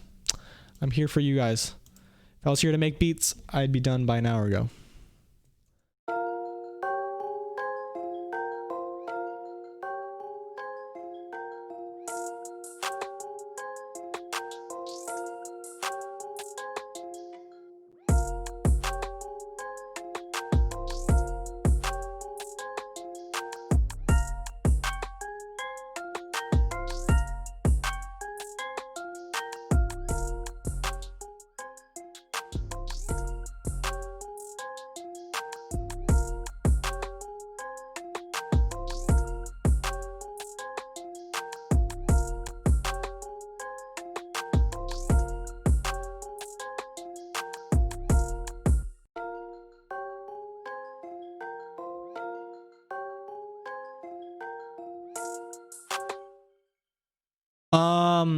Shaperbox and Shaperbox 2 are basically like one and the same.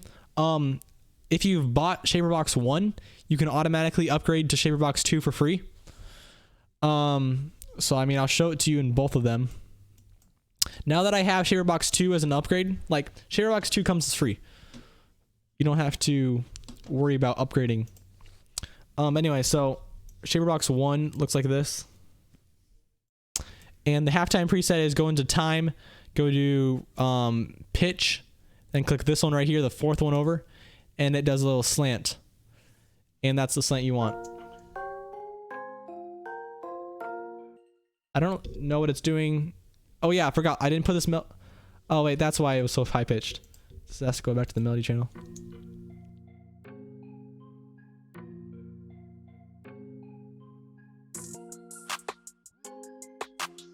Sounds kind of cool. And then if you want to know what it looks like in Shaperbox 2, it looks just the same, except Shaperbox 2 is just a little bit different interface. Exactly the same though.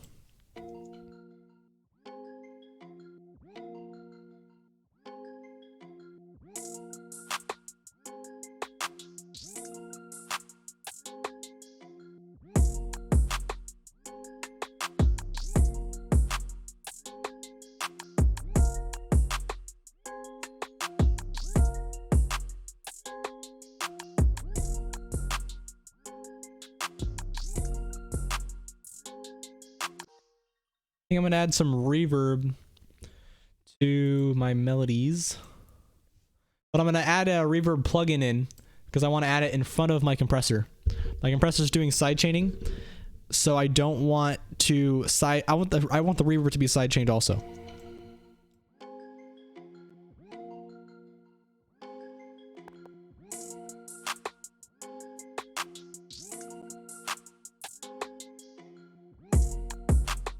Yeah, I didn't really want the flute to sound like a flute.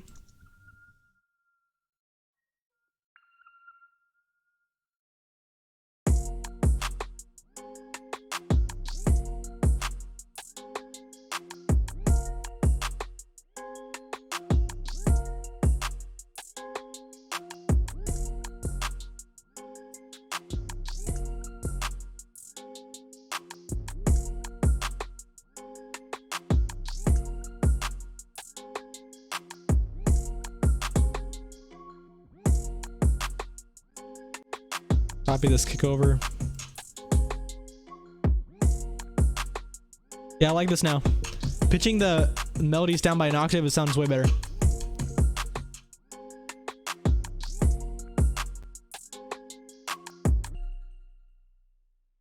Yeah, thank you, Krusty. This melody here needs to be transposed up to an octave.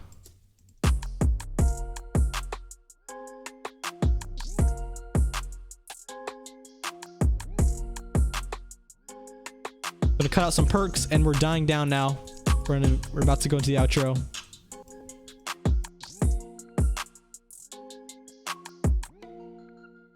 I mean, we're not going to the outro. We're going back to the intro. I mean, I don't really spend. You mix the beat now? No, not really. So right before I started arranging, I didn't necessarily call it mixing, but I was more or less mixing. Just getting the beat to sound pretty good. When it is time to actually be finished, when I have my entire thing arranged, what I will then do is mix it down, like a final, like official mix. Because when I'm doing my arranging and stuff like that, there might be like a sound in here that I just think sounds super fire at first, but then later, after I'm done mixing, I'm like, it should be replaced with this sound because this sound has better low end or something like that. There are various reasons why you might change a sound or something like that. So I don't do my official final mix until the very end. But yeah. And then what I do is I look over my whole entire song. I'm gonna label this actually. Xylophone. Bell. And this is the ARP. And this is not really a flute, so what should I call it? Yeah, I think I will. Because now I'm actually proud of my mixing. Like, I don't know. I feel like it's interesting because I've been making videos for like 2 years. Closer to 3 years now. And I am just now confident in making music. Like before I thought it was a great idea to be like, I'm learning with you guys and I'm just learning as I go and you guys can watch my process of learning. But I realized that no one really wants to watch you learn. They want to learn from you. And nowadays I'm actually confident in my beats and I know that I can teach people. And ever since I started getting confident and my music started sounding actually good. Like if you want to start a YouTube channel, first of all, get your music down. Okay? If you aren't confident in yourself and what you can make, then how are other people going to be confident and want to subscribe to you? Anyway, so yeah, I think I will. Because I had an old mixing tutorial and it's pretty trash. I think I made it private. But that was when I was making videos for the views. Making videos to get as many clicks as I possibly could. And you can't do that. You got to do videos that help people. You can't do videos that people are going to click on. And maybe clicking on videos is... Never mind. I'm going to stop talking. Okay, what should I call this flute sound? It's not really a flute anymore. Sounds like this.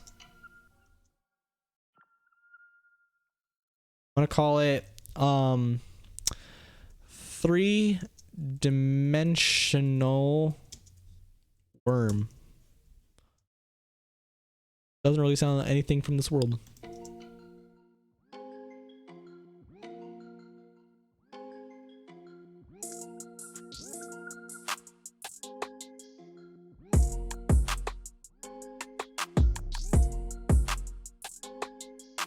Change name to not a flute.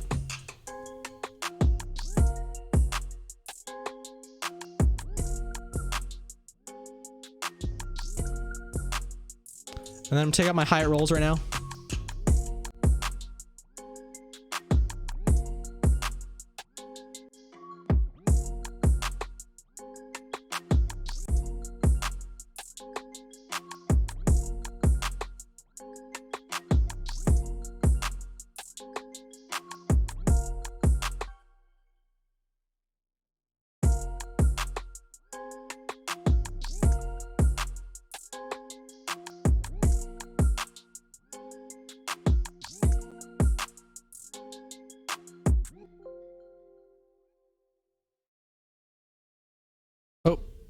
Transpose everything down an octave. I didn't mean to do that.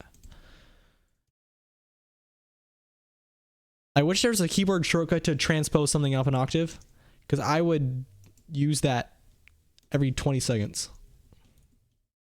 So I have to click on something, go to process, and then apply effect and stuff like that. I think this beat is just about almost done. And also, by the way, about mixing, I do not mix the same day that I make the beat.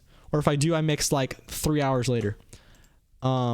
I do not recommend that you mix and master and everything in the same sitting.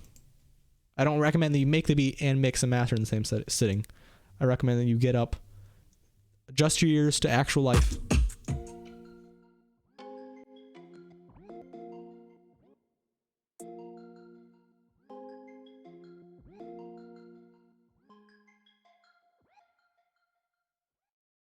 Nice. Okay, that's done with that beat. What should I call it? Ha! So here's what I do. When I name my beats, I always name it after the person who most recently commented. And Pi Beats was the most recent person. And the second I said, what should I name it? Tris just came in. So I'm going to name this beat. I'm going to name it, I'm going to call it Trass. Okay, can we hear the results? Yeah, sure, no problem. And the final beat is 2 minutes and 6 seconds. Yeah. I'll show you. I'm gonna show you the beat until about halfway through the. I'm gonna show the beat until the intro.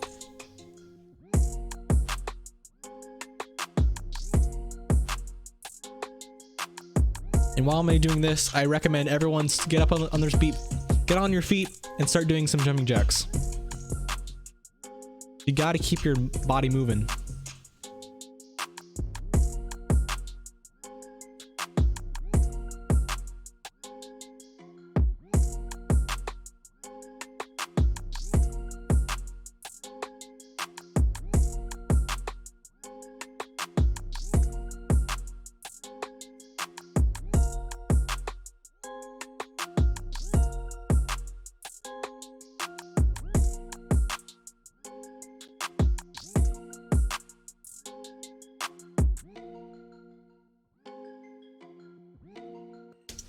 Okay, I just did my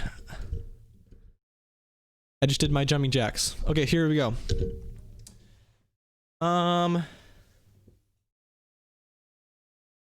What are the instruments used to make the rhythms, please? Are you talking about my percussion sounds? Because in that case, every single sound is a sampler. The sampler is called Complete Control 4. It comes from the Complete Start kit from Native Instruments. It's a free sampler. The whole entire bundle is free. It's called Complete Start. And basically I just used that sampler and I installed, I downloaded a couple of WAV files onto my computer that are all different drums. I have tons of those files, just tons of sounds in here. And then you can just assign a drum note into your sampler and then use that drum note or the drum sound as a MIDI note. If that doesn't make sense to you, sorry, I was doing jumping jacks, I'm kind of out of breath. Okay, if that doesn't make sense to you, I recommend you download the sampler, download Complete Start, and then check out my video about how to make drums in Cakewalk with BandLab. That video will show you, that video will like hands-on explain to you how sampling works. But yeah. Okay, so this beat is done. What should we do for the next beat? What should be my first instrument I start with?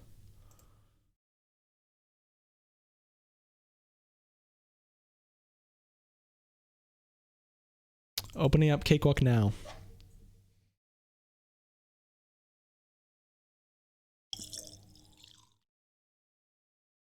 I realized a new thing in Cakewalk that means that like it's a way that you don't have to close out Cakewalk every time you finish a project. Iota Mini only. That actually might be a challenge though. Should I do free plugins only? I'm gonna do free plugins for the entire beat. Not a single paid plugin, the entire thing.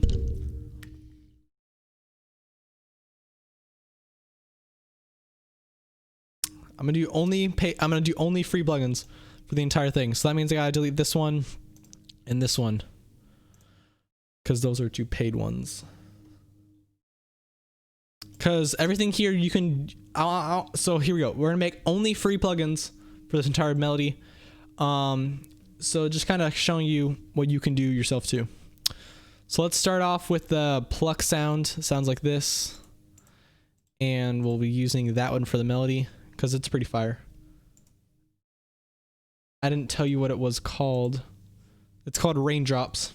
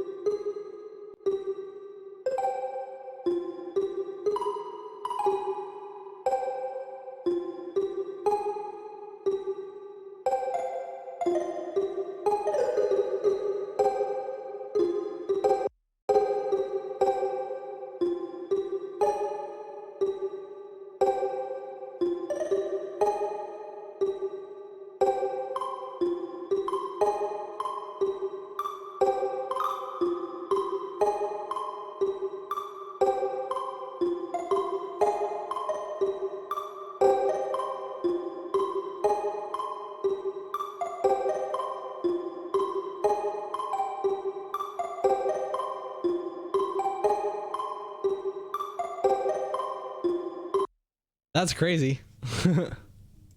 I was vibing for a second.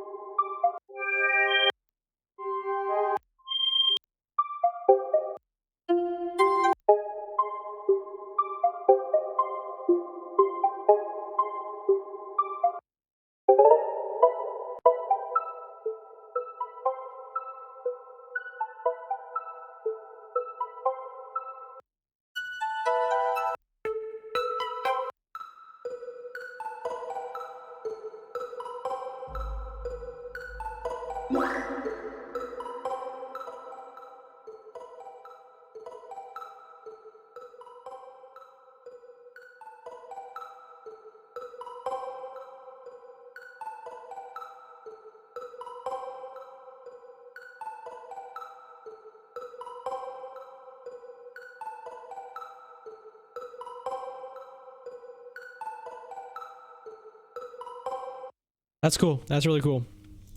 Okay, and then let's do a lower. Let's do a layer on top of that.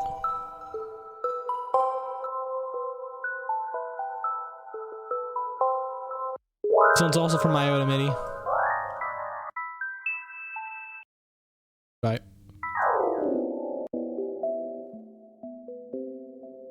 This one is called Bell Wind Keys.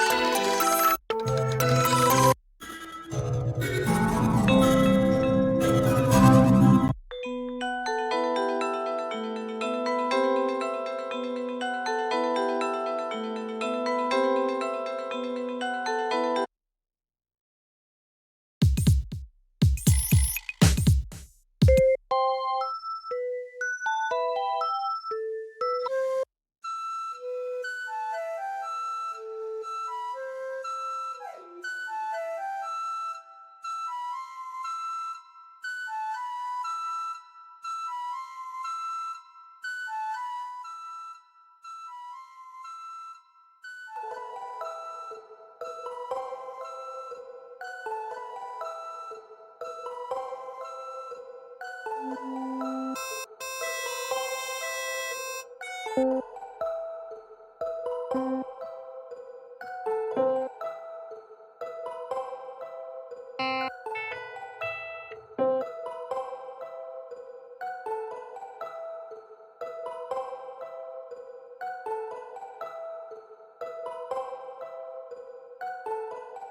if I can look through these plugins and see if I can get some immersion. Maybe this one will be good.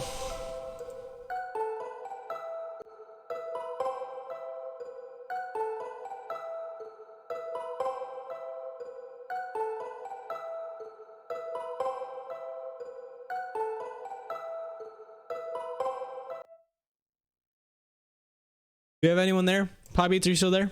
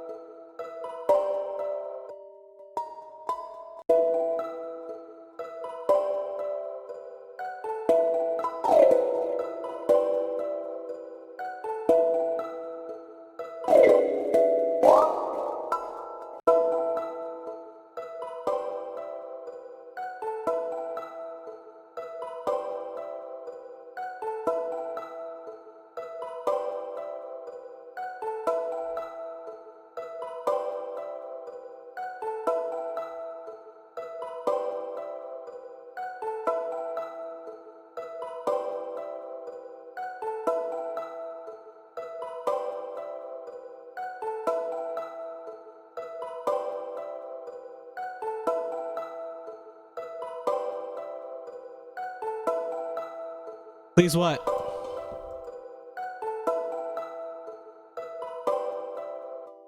What's up, Game Hub? Please what?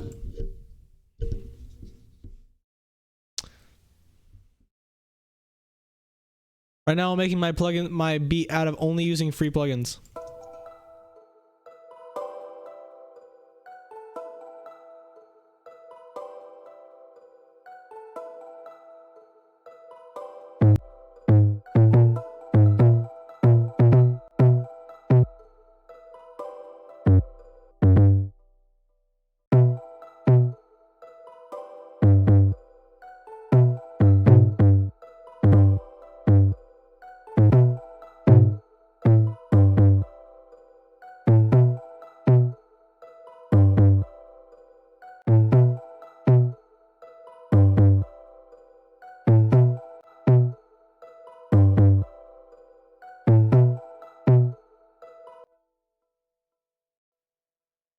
If anyone's just joining right now, I am making an entire beat out of free plugins.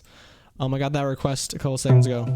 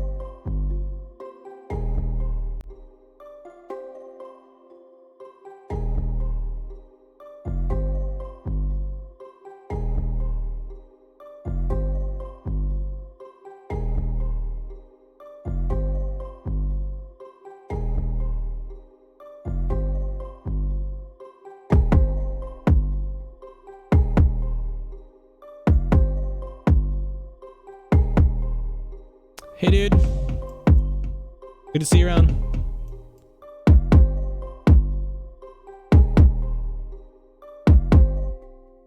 Right now I'm making a beat out of free plugins. A couple people requested it, so if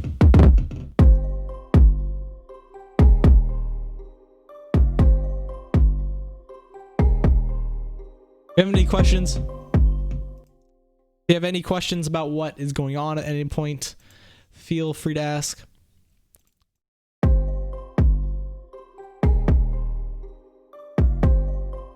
I'm doing these streams because a lot of people in my comments and stuff like that are always requesting, are always like asking, like, those are great streams, so helpful.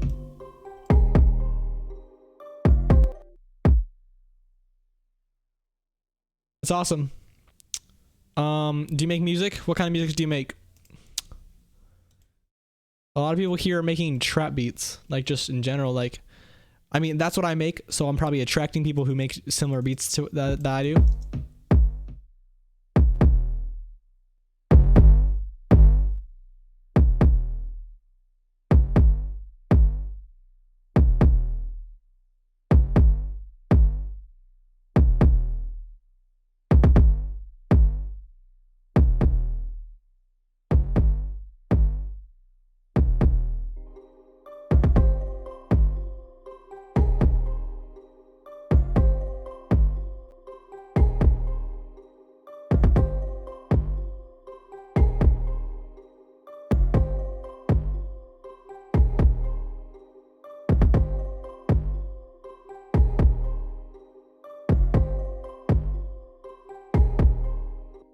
What do you think is your favorite? What do you think, what genre do you think is your favorite to make though?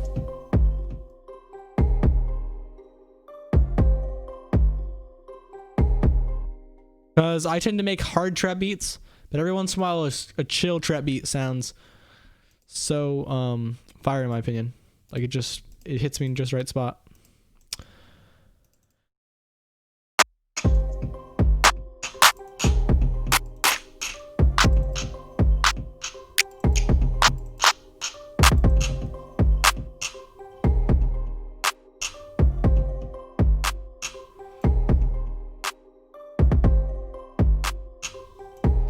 Hip hop and trap.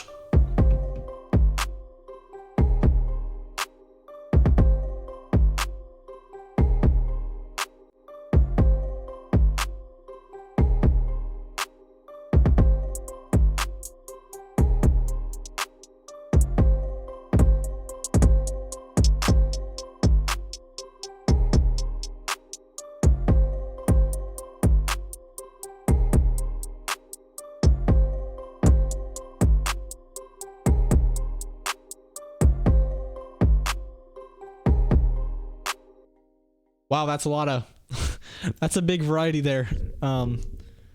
Juniox. I see your name every couple of minutes, but I've never tried to pronounce it.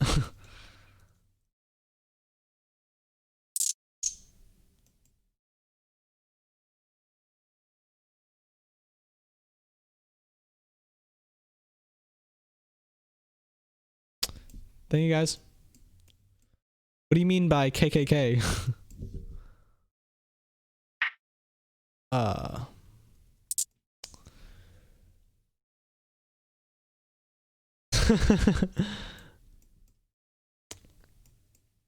Yeah, people thought I was crazy when I named myself Bongonzo.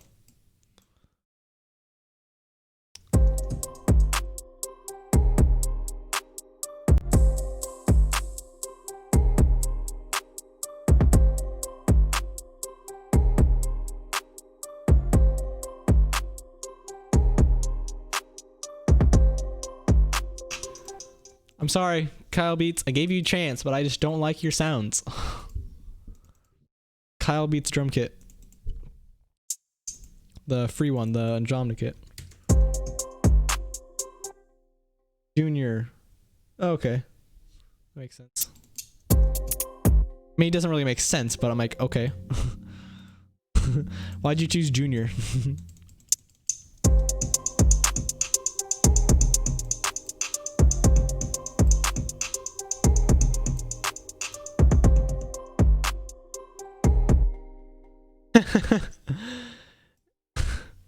Yeah, to me, I don't know what language you are.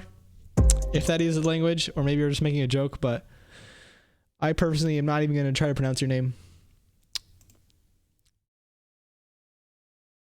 Jaquan Devcao.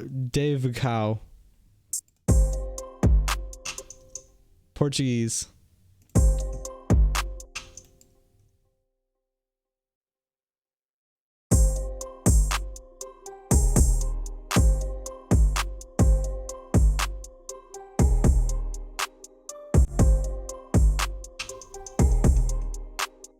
Well, then it's a good thing that you guys said Portuguese, because I would have guessed something like Indian. Because I have absolutely no idea.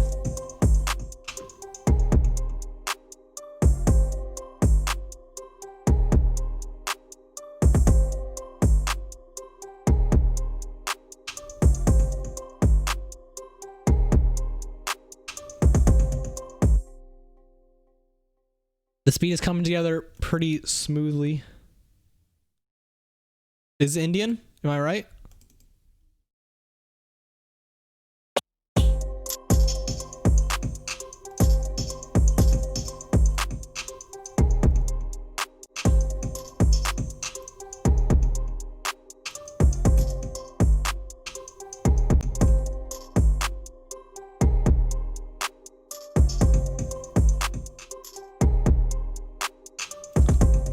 Is it Indian?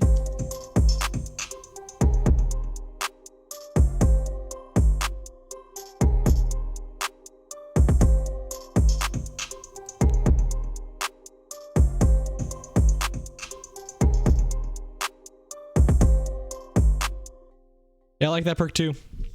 Okay, here's tip of the day. I just did it on I do it like subconsciously now. But number one mixing tip that improved my mixes. Oh, just a second. Let me take a yawn.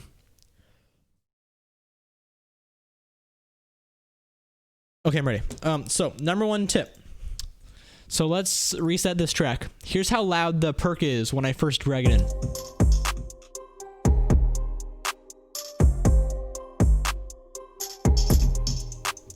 That is obviously way too loud. Now, most people might grab this volume bar and pull it down. Almost.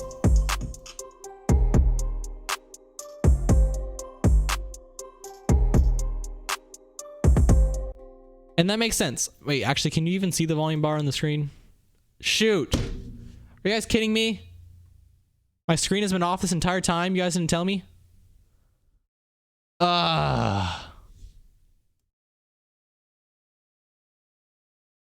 Sorry, guys.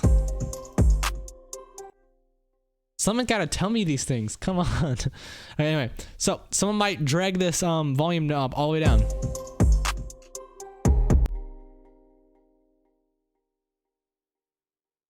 So someone might drag this volume knob all the way down to make it quieter. But I recommend, instead of going down by 17 dB on this thing, make that 0 and go up here to this input gain and bring it down to -17 or -18. And now you can fine tune this knob and you can make small changes that make barely any difference. But you know, if you want to take off just like 1 dB, you can do that. But if you're way down here and you want to take off just 1 dB, like I've already taken off almost 2 dBs. Like you got to be crazy careful if you're way down here. But up here, you can be as gentle as you want, and like this much is still only 2 dBs. Well, whereas this much, that's already 1 dB, and I only moved like 2 pixels down. To be honest with you, I think Cakewalk is better than GarageBand. To be honest with you, I think Cakewalk is better than GarageBand. Yep, I changed from GarageBand to Cakewalk, and I never want to go back.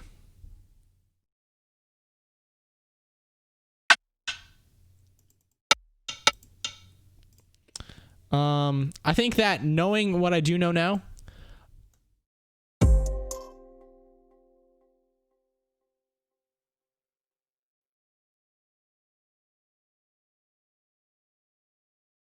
I don't know. An audio interface is definitely not necessary. I personally don't even have an audio interface. I know there are plenty of producers who are great and they would recommend getting an audio interfaces and getting an audio interface, but personally, I'm not planning on getting one anytime soon. I can afford it nowadays. But nah. I think that what's really most important for producing is getting your ears situated. Like, really think about your audio and think about how you can make it better. I've heard that audio interfaces make your sound crisper and like cleaner and more accurate, and that probably is true. Like, that makes sense just because of how computers work and stuff like that. But I don't know. It's probably essential if you're recording audio. If you're recording a rapper or something like that, you basically got to have an audio interface, because it's going to make your microphone sound 10 times better, and it's going to I don't know. That's how you record things in. It's just how you make it. But right now, I think my microphone sounds more than good enough for making a YouTube video. And I don't ever rap or anything like that. So, I mean, yeah, I don't rap at all. So, if I were to get one, it would be for the fact that it would make your audio sound a little bit cleaner or better or something like that. And maybe you can make better mixing decisions if your audio is a little bit cleaner. Maybe that's possible. But at the moment, I think that what needs to be upgraded for me is my mindset.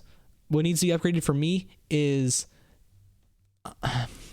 my skills. I think that I'm getting better. I'm doing great stuff, but I also think that I want to get to the point where you can't deny the fact that I deserve 50,000 subscribers. That's my goal for right now. My goal for right now is 10,000 subscribers. I'm saying 10,000 subscribers by next time this year. I made up that number right. I made up that date and number right now, but that's what I'm kind of going for. Like, I don't know. I want to be so laser focused on making good music that everything just falls in place. And that's what I have been noticing. Like, when you start making good music, everything else falls in place. And at least on YouTube. So I think that when I start making good music, then I'll get an audio interface, because it just kind of will fall in place. It will just make sense.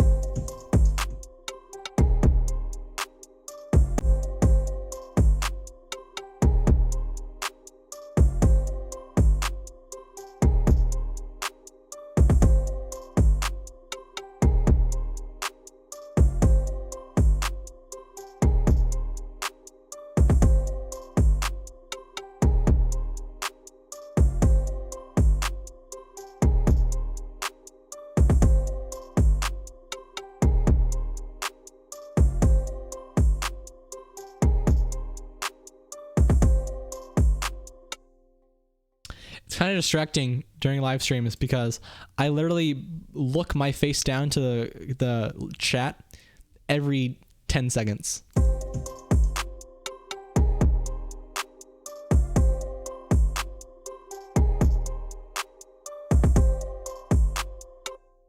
I have technically recorded 2 songs. Like, I've sang on 2 songs myself. I've rapped, I guess you would say. But no, I haven't recorded anyone yet.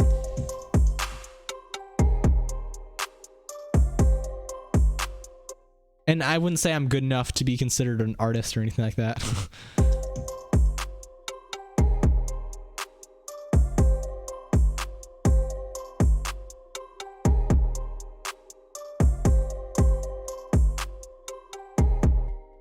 If you go on my Spotify, I have the song Die to the Heat, and that's a song I sang on. If you're looking for a good song to listen to, don't listen to that one. But if you're just curious about how trash I am, then you can listen to it.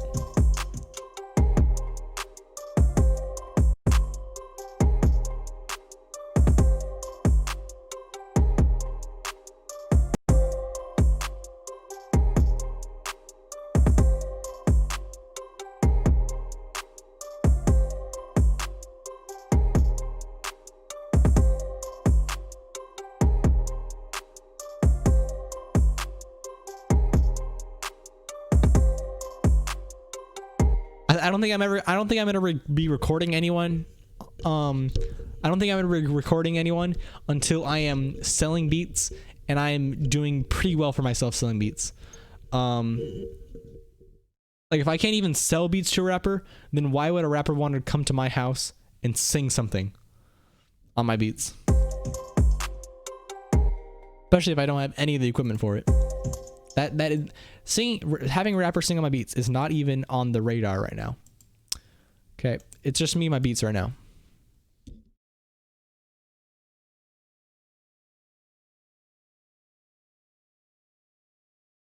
Yeah, I don't think my lyrics are the problem. It's mostly my voice.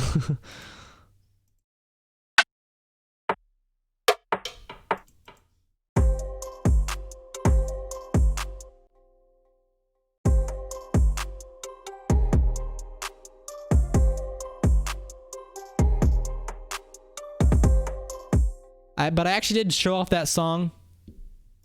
It's gonna be live for a while, dude. I'm probably not gonna stop for another hour.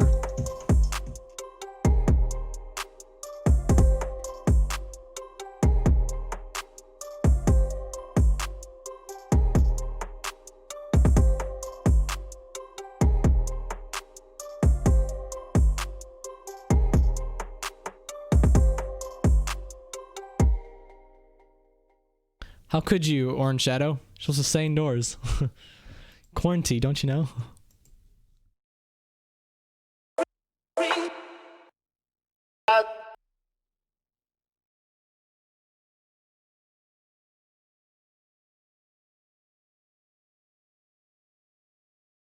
Is he just starting?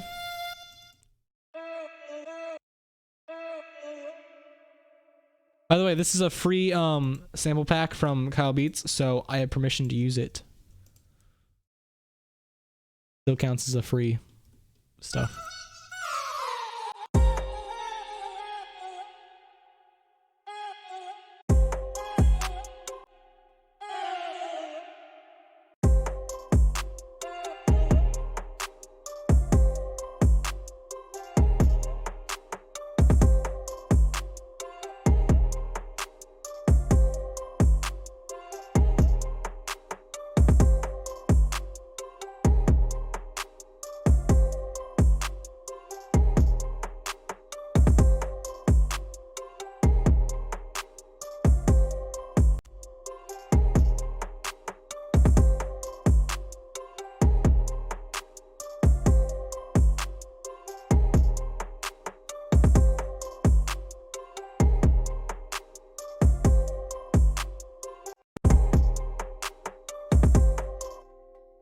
Yeah, I'm not sure how old you are. I don't know. I'm gonna call you Devon, because your last name kind of looks like it could be Devon.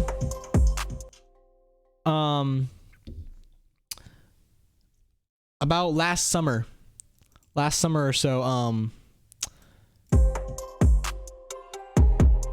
I had a summer job and I saved up that money. Some of it is for a car, some of it is for the computer. My computer isn't that expensive. It's about $400, I think it was. Worth every penny.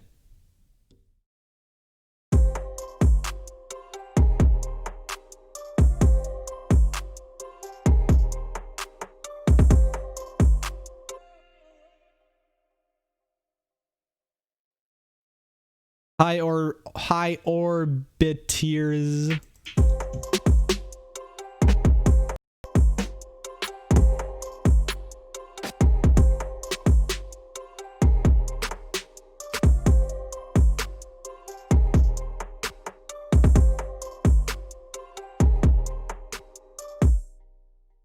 So yeah,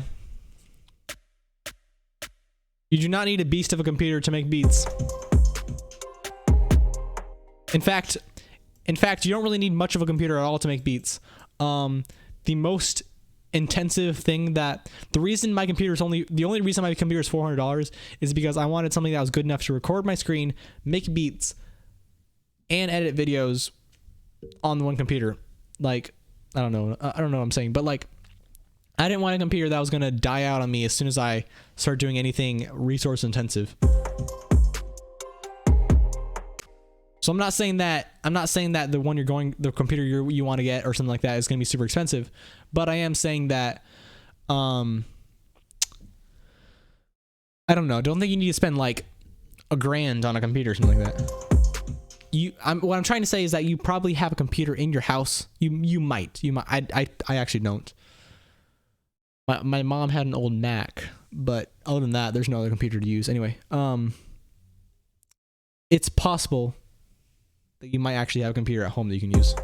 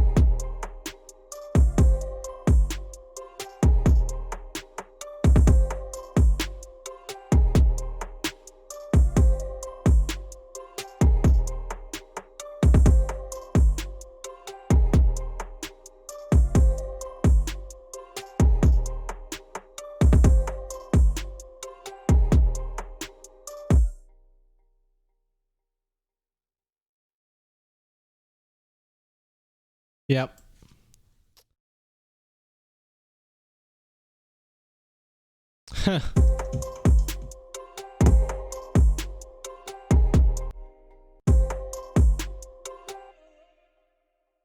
Yep. I guess that's the way to do it.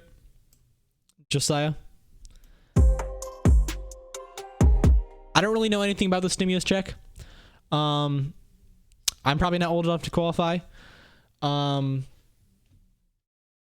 And I don't know. Is it a loan or is it just like a gift? Because if it's a loan, I would say that you can probably get money out of your computer over time, like eventually. In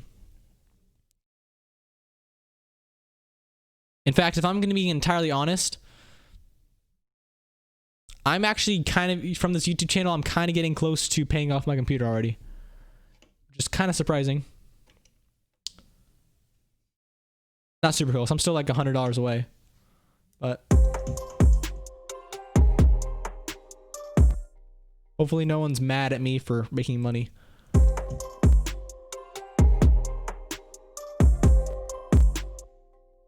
For some reason, some people.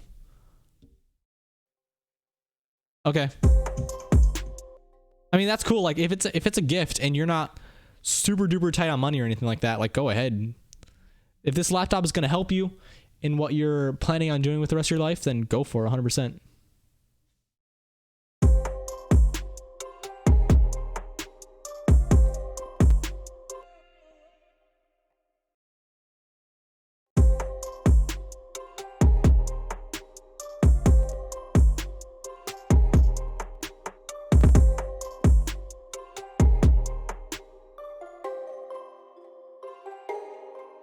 I hear crackling somewhere.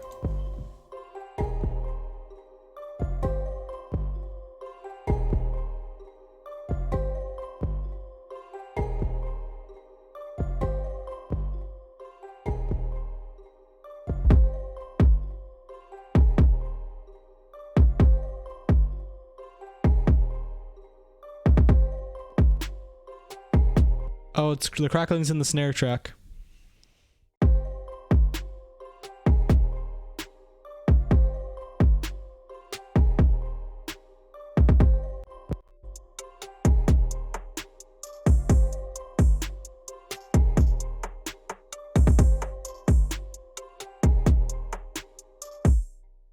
Thanks, man,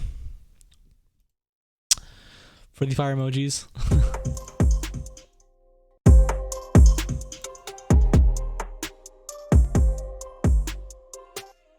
Wonder who invented the emoji.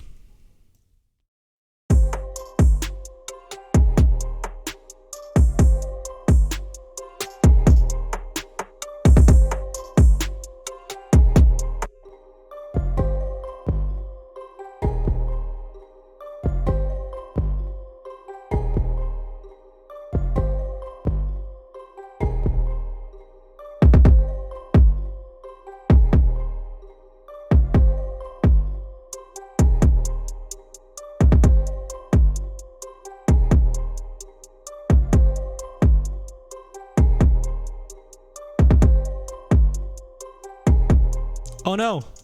I forgot. This isn't a free plugin. That was close.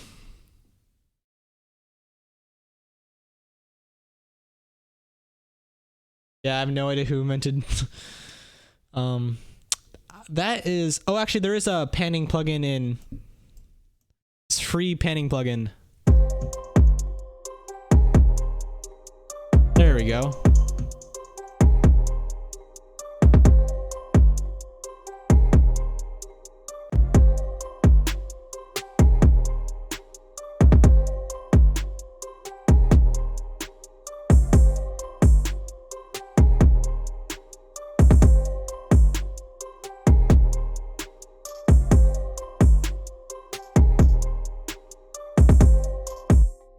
The panning plugin, you mean? M Spectral Pan. It's part of the Nelda Productions bundle. And it's a pretty popular bundle, and some of the plugins are good and some of the plugins are pretty bad.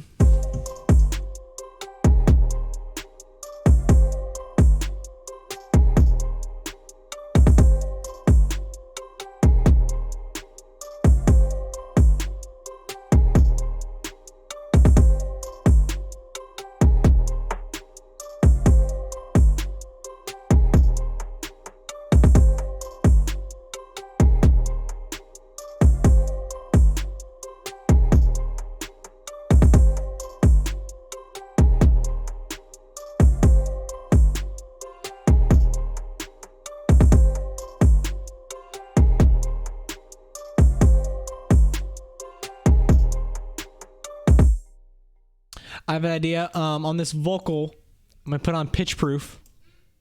Pitch Proof is a free pitching plugin that is mostly only good on vocals.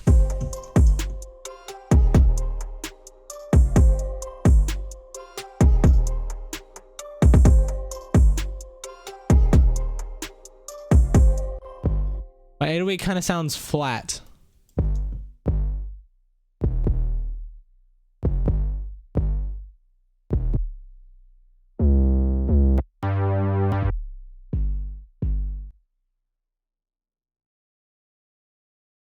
I don't have an Instagram at all. In fact, if there's an Instagram Bongonzo, I'm gonna get kind of mad.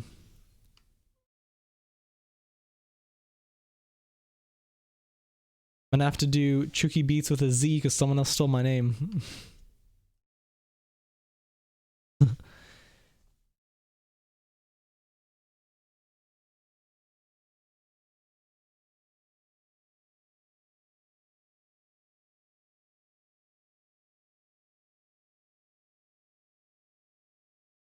I typed in Instagram Bongonzo, and I'm finding a lot of people who are like tagging my videos. I want to check out some of this.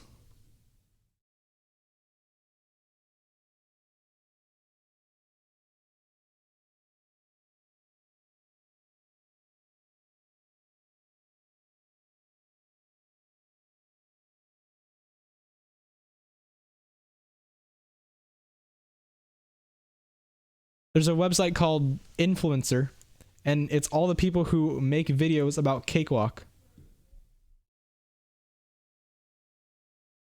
And I'm the only one with even close to 2,000 subscribers.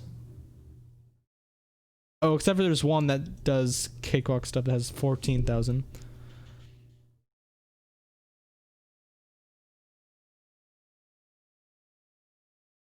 I'm just looking through things. Sorry if this is boring to you guys because you can't even see anything I'm doing.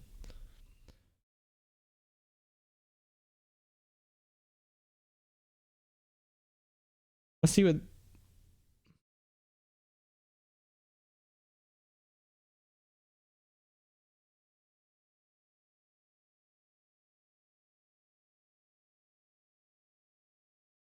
Never mind. I'm gonna go away from this because you guys are probably bored. Whoa, there's a city in some random country that's named Bongonzo. They have Ebola. Anyway, I'm gonna stop looking at Bongonzo into Google search.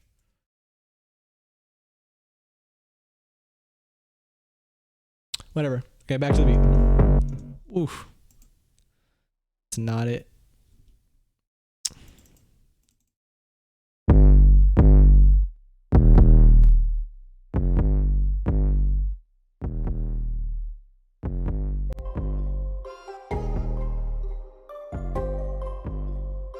No, not that one.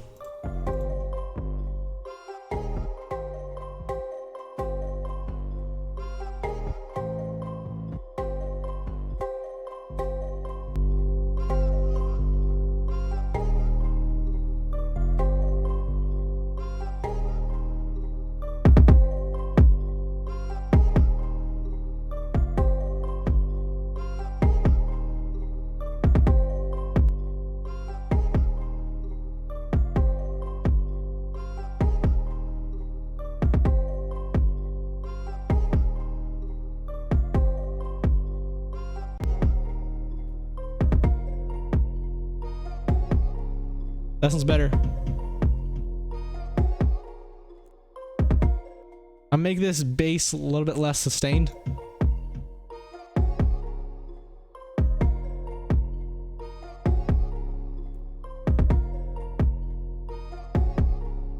I think these notes might be a little bit off.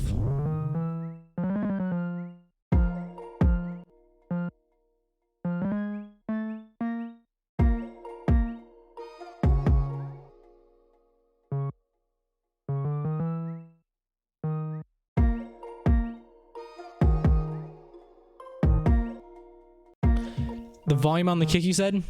I'm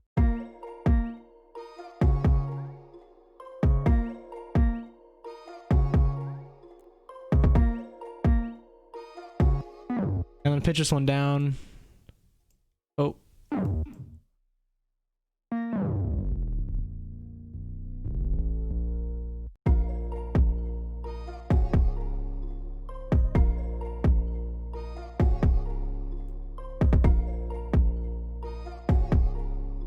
I don't think it needs to go up.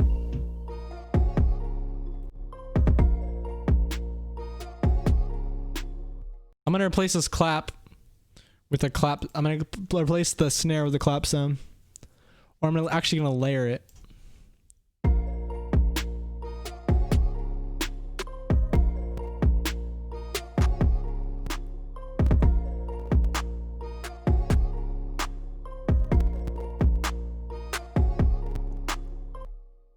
Way better.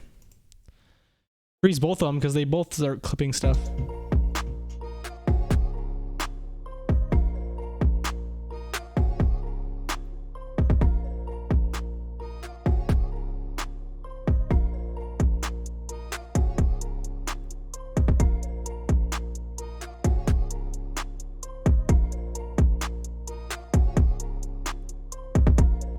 I'm going to duplicate the hi-hat track. And let's add some rolls to this bad boy.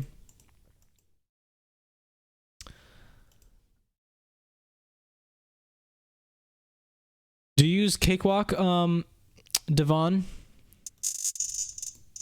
Or do you use GarageBand?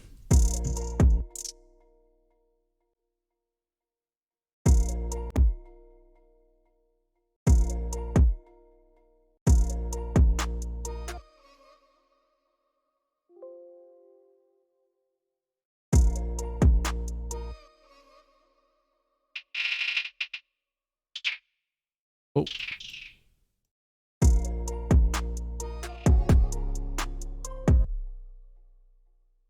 Then I go.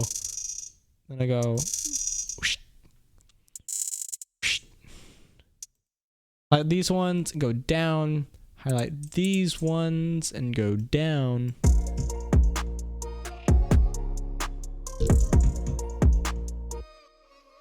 These heights are coming in too early. Okay, good. I mean, not necessarily good. Like, if you're making good music in GarageBand, all power to you. And I was really enjoying GarageBand, but I transitioned to Cakewalk because I wanted a Windows computer and because of other reasons why I couldn't use a Mac anymore. And yeah, GarageBand is Nothing compared to what Cakewalk is now for me.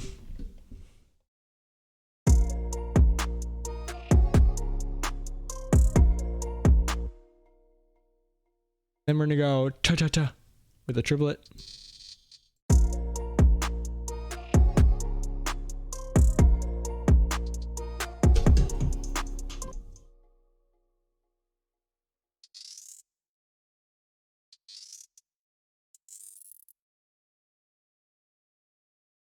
Okay, and then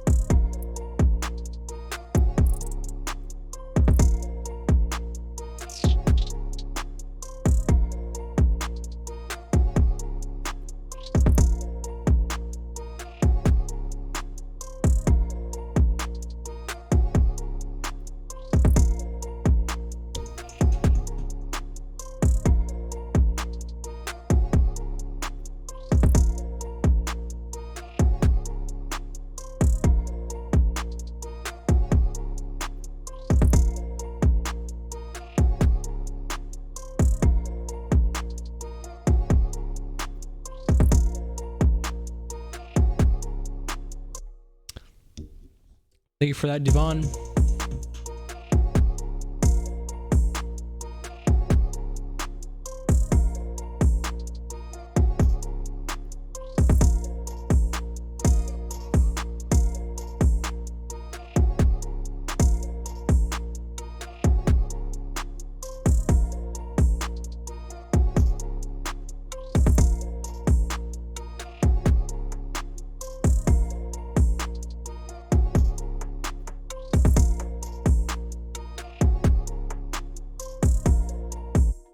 And up until this point, we have still only used free plugins. The speed is sounding good.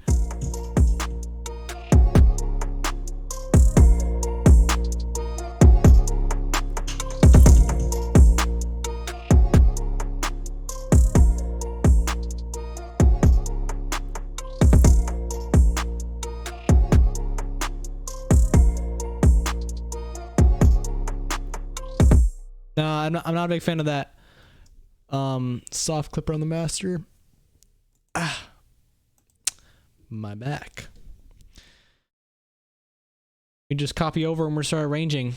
I know that this is gonna probably sound pretty good turned up an octave, like the melody's up an octave.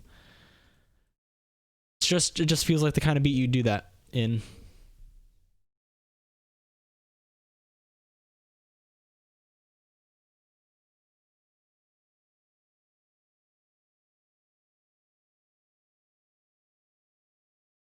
Hard to choose what?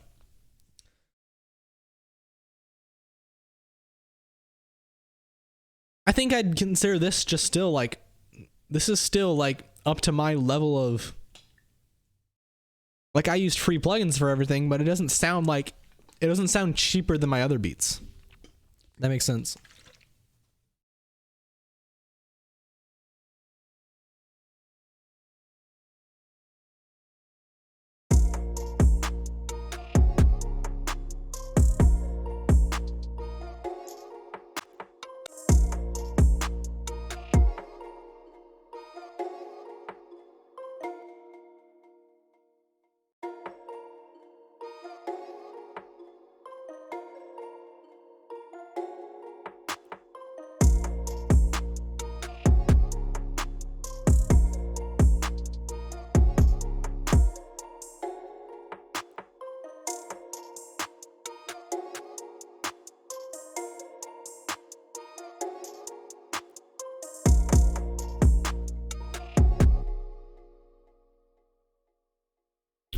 What are you saying, Devon?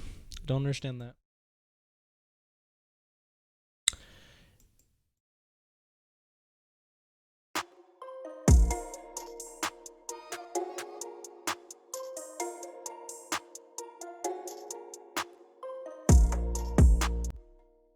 I think GarageBand is a cheap sound.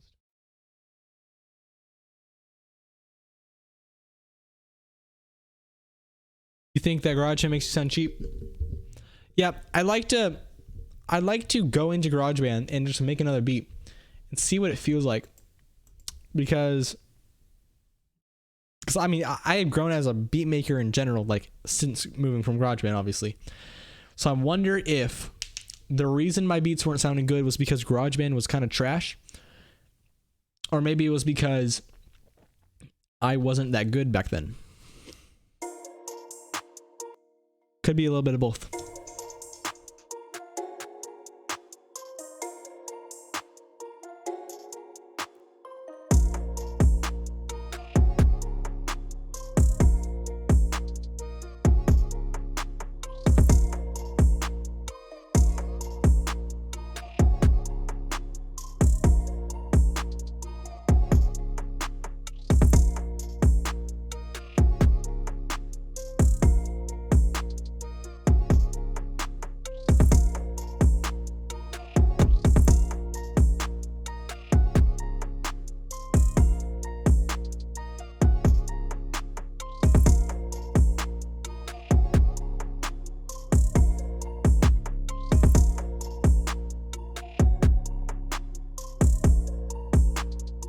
It's all good, Judge. It's all good, Justin.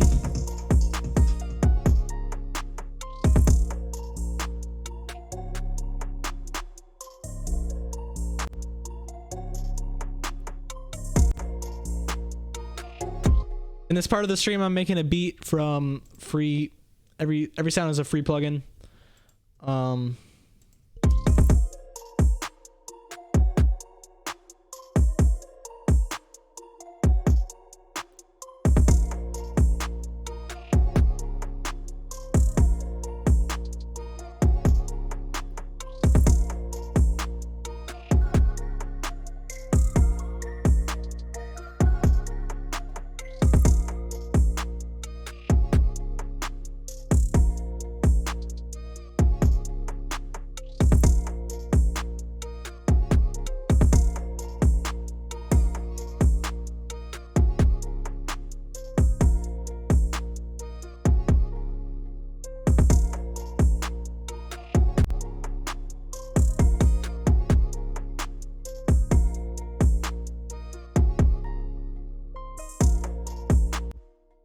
Okay, I think that's gonna be my.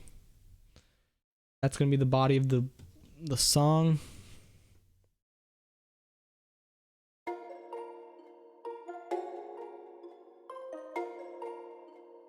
Thanks, Quizzo. Good to hear it.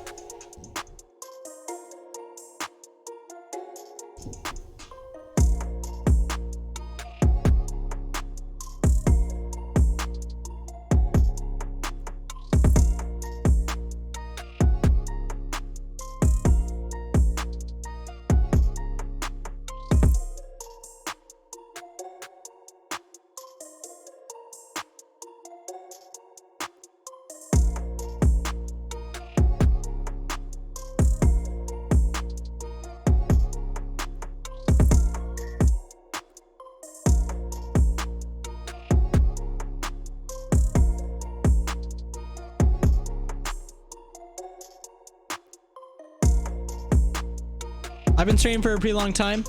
I think this might be the last beat. Let's see, we've been streaming. We're almost hitting 4 hours. Oh.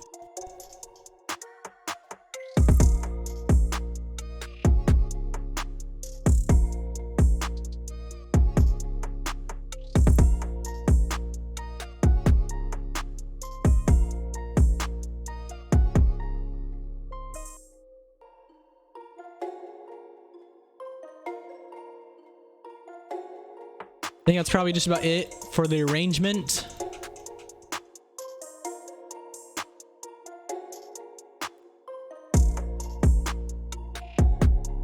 Oh, let's change this up.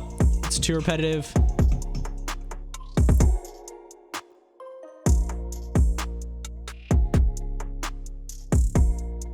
Ooh, that's fire.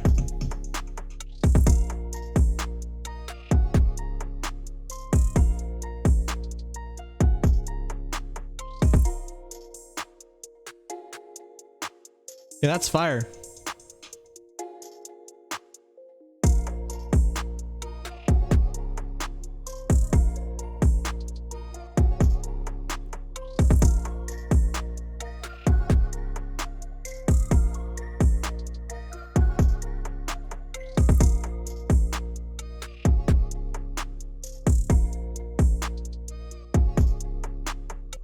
I got it. We're gonna stop it right here.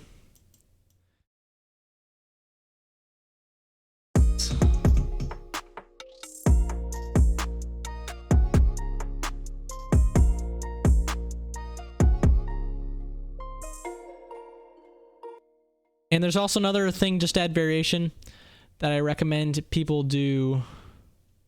Why is there a big gap in this hole? Or is there a big gap here?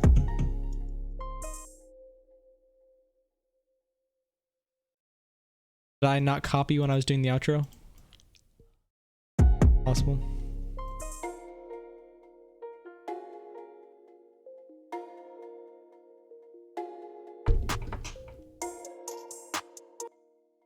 So yeah, what I'm going to do here is I'm going to, there's already a drop here, but I'm also going to cut out from the melody. And what I'm going to do is I'm going to take the first quarter note of the drop, and I'm going to copy it up one quarter note.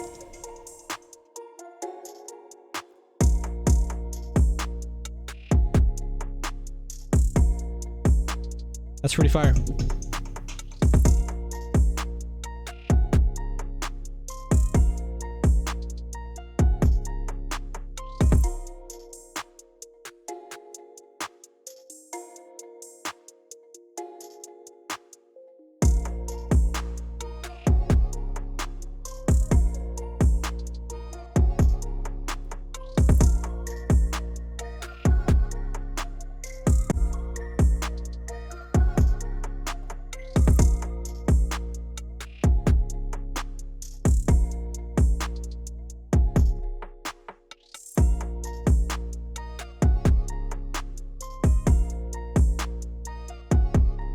Okay, I think I'm gonna end the stream right here.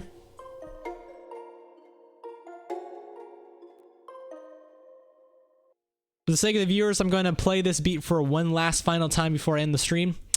But anyway, guys, thank you guys so much for watching. Thank you so much for sticking with me for this stream. See you guys. Let's see. I have a video that came out today. If you haven't seen that video, it came out just an hour ago, I think. So check out that video there. So check out the video that came out today. I also have a video coming out Tuesday, Thursday, Saturday. Ending the stream right here.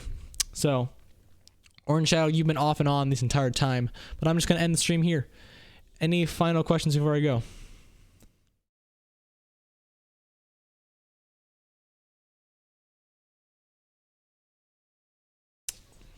I'm hoping you guys enjoy these stuff. I've had a lot of people ask for more streams in just one day. And it's a big time commitment to set up a stream. Yep. See you later, Liam. Okay, I'm gonna play this out and then we'll be done. See you guys later.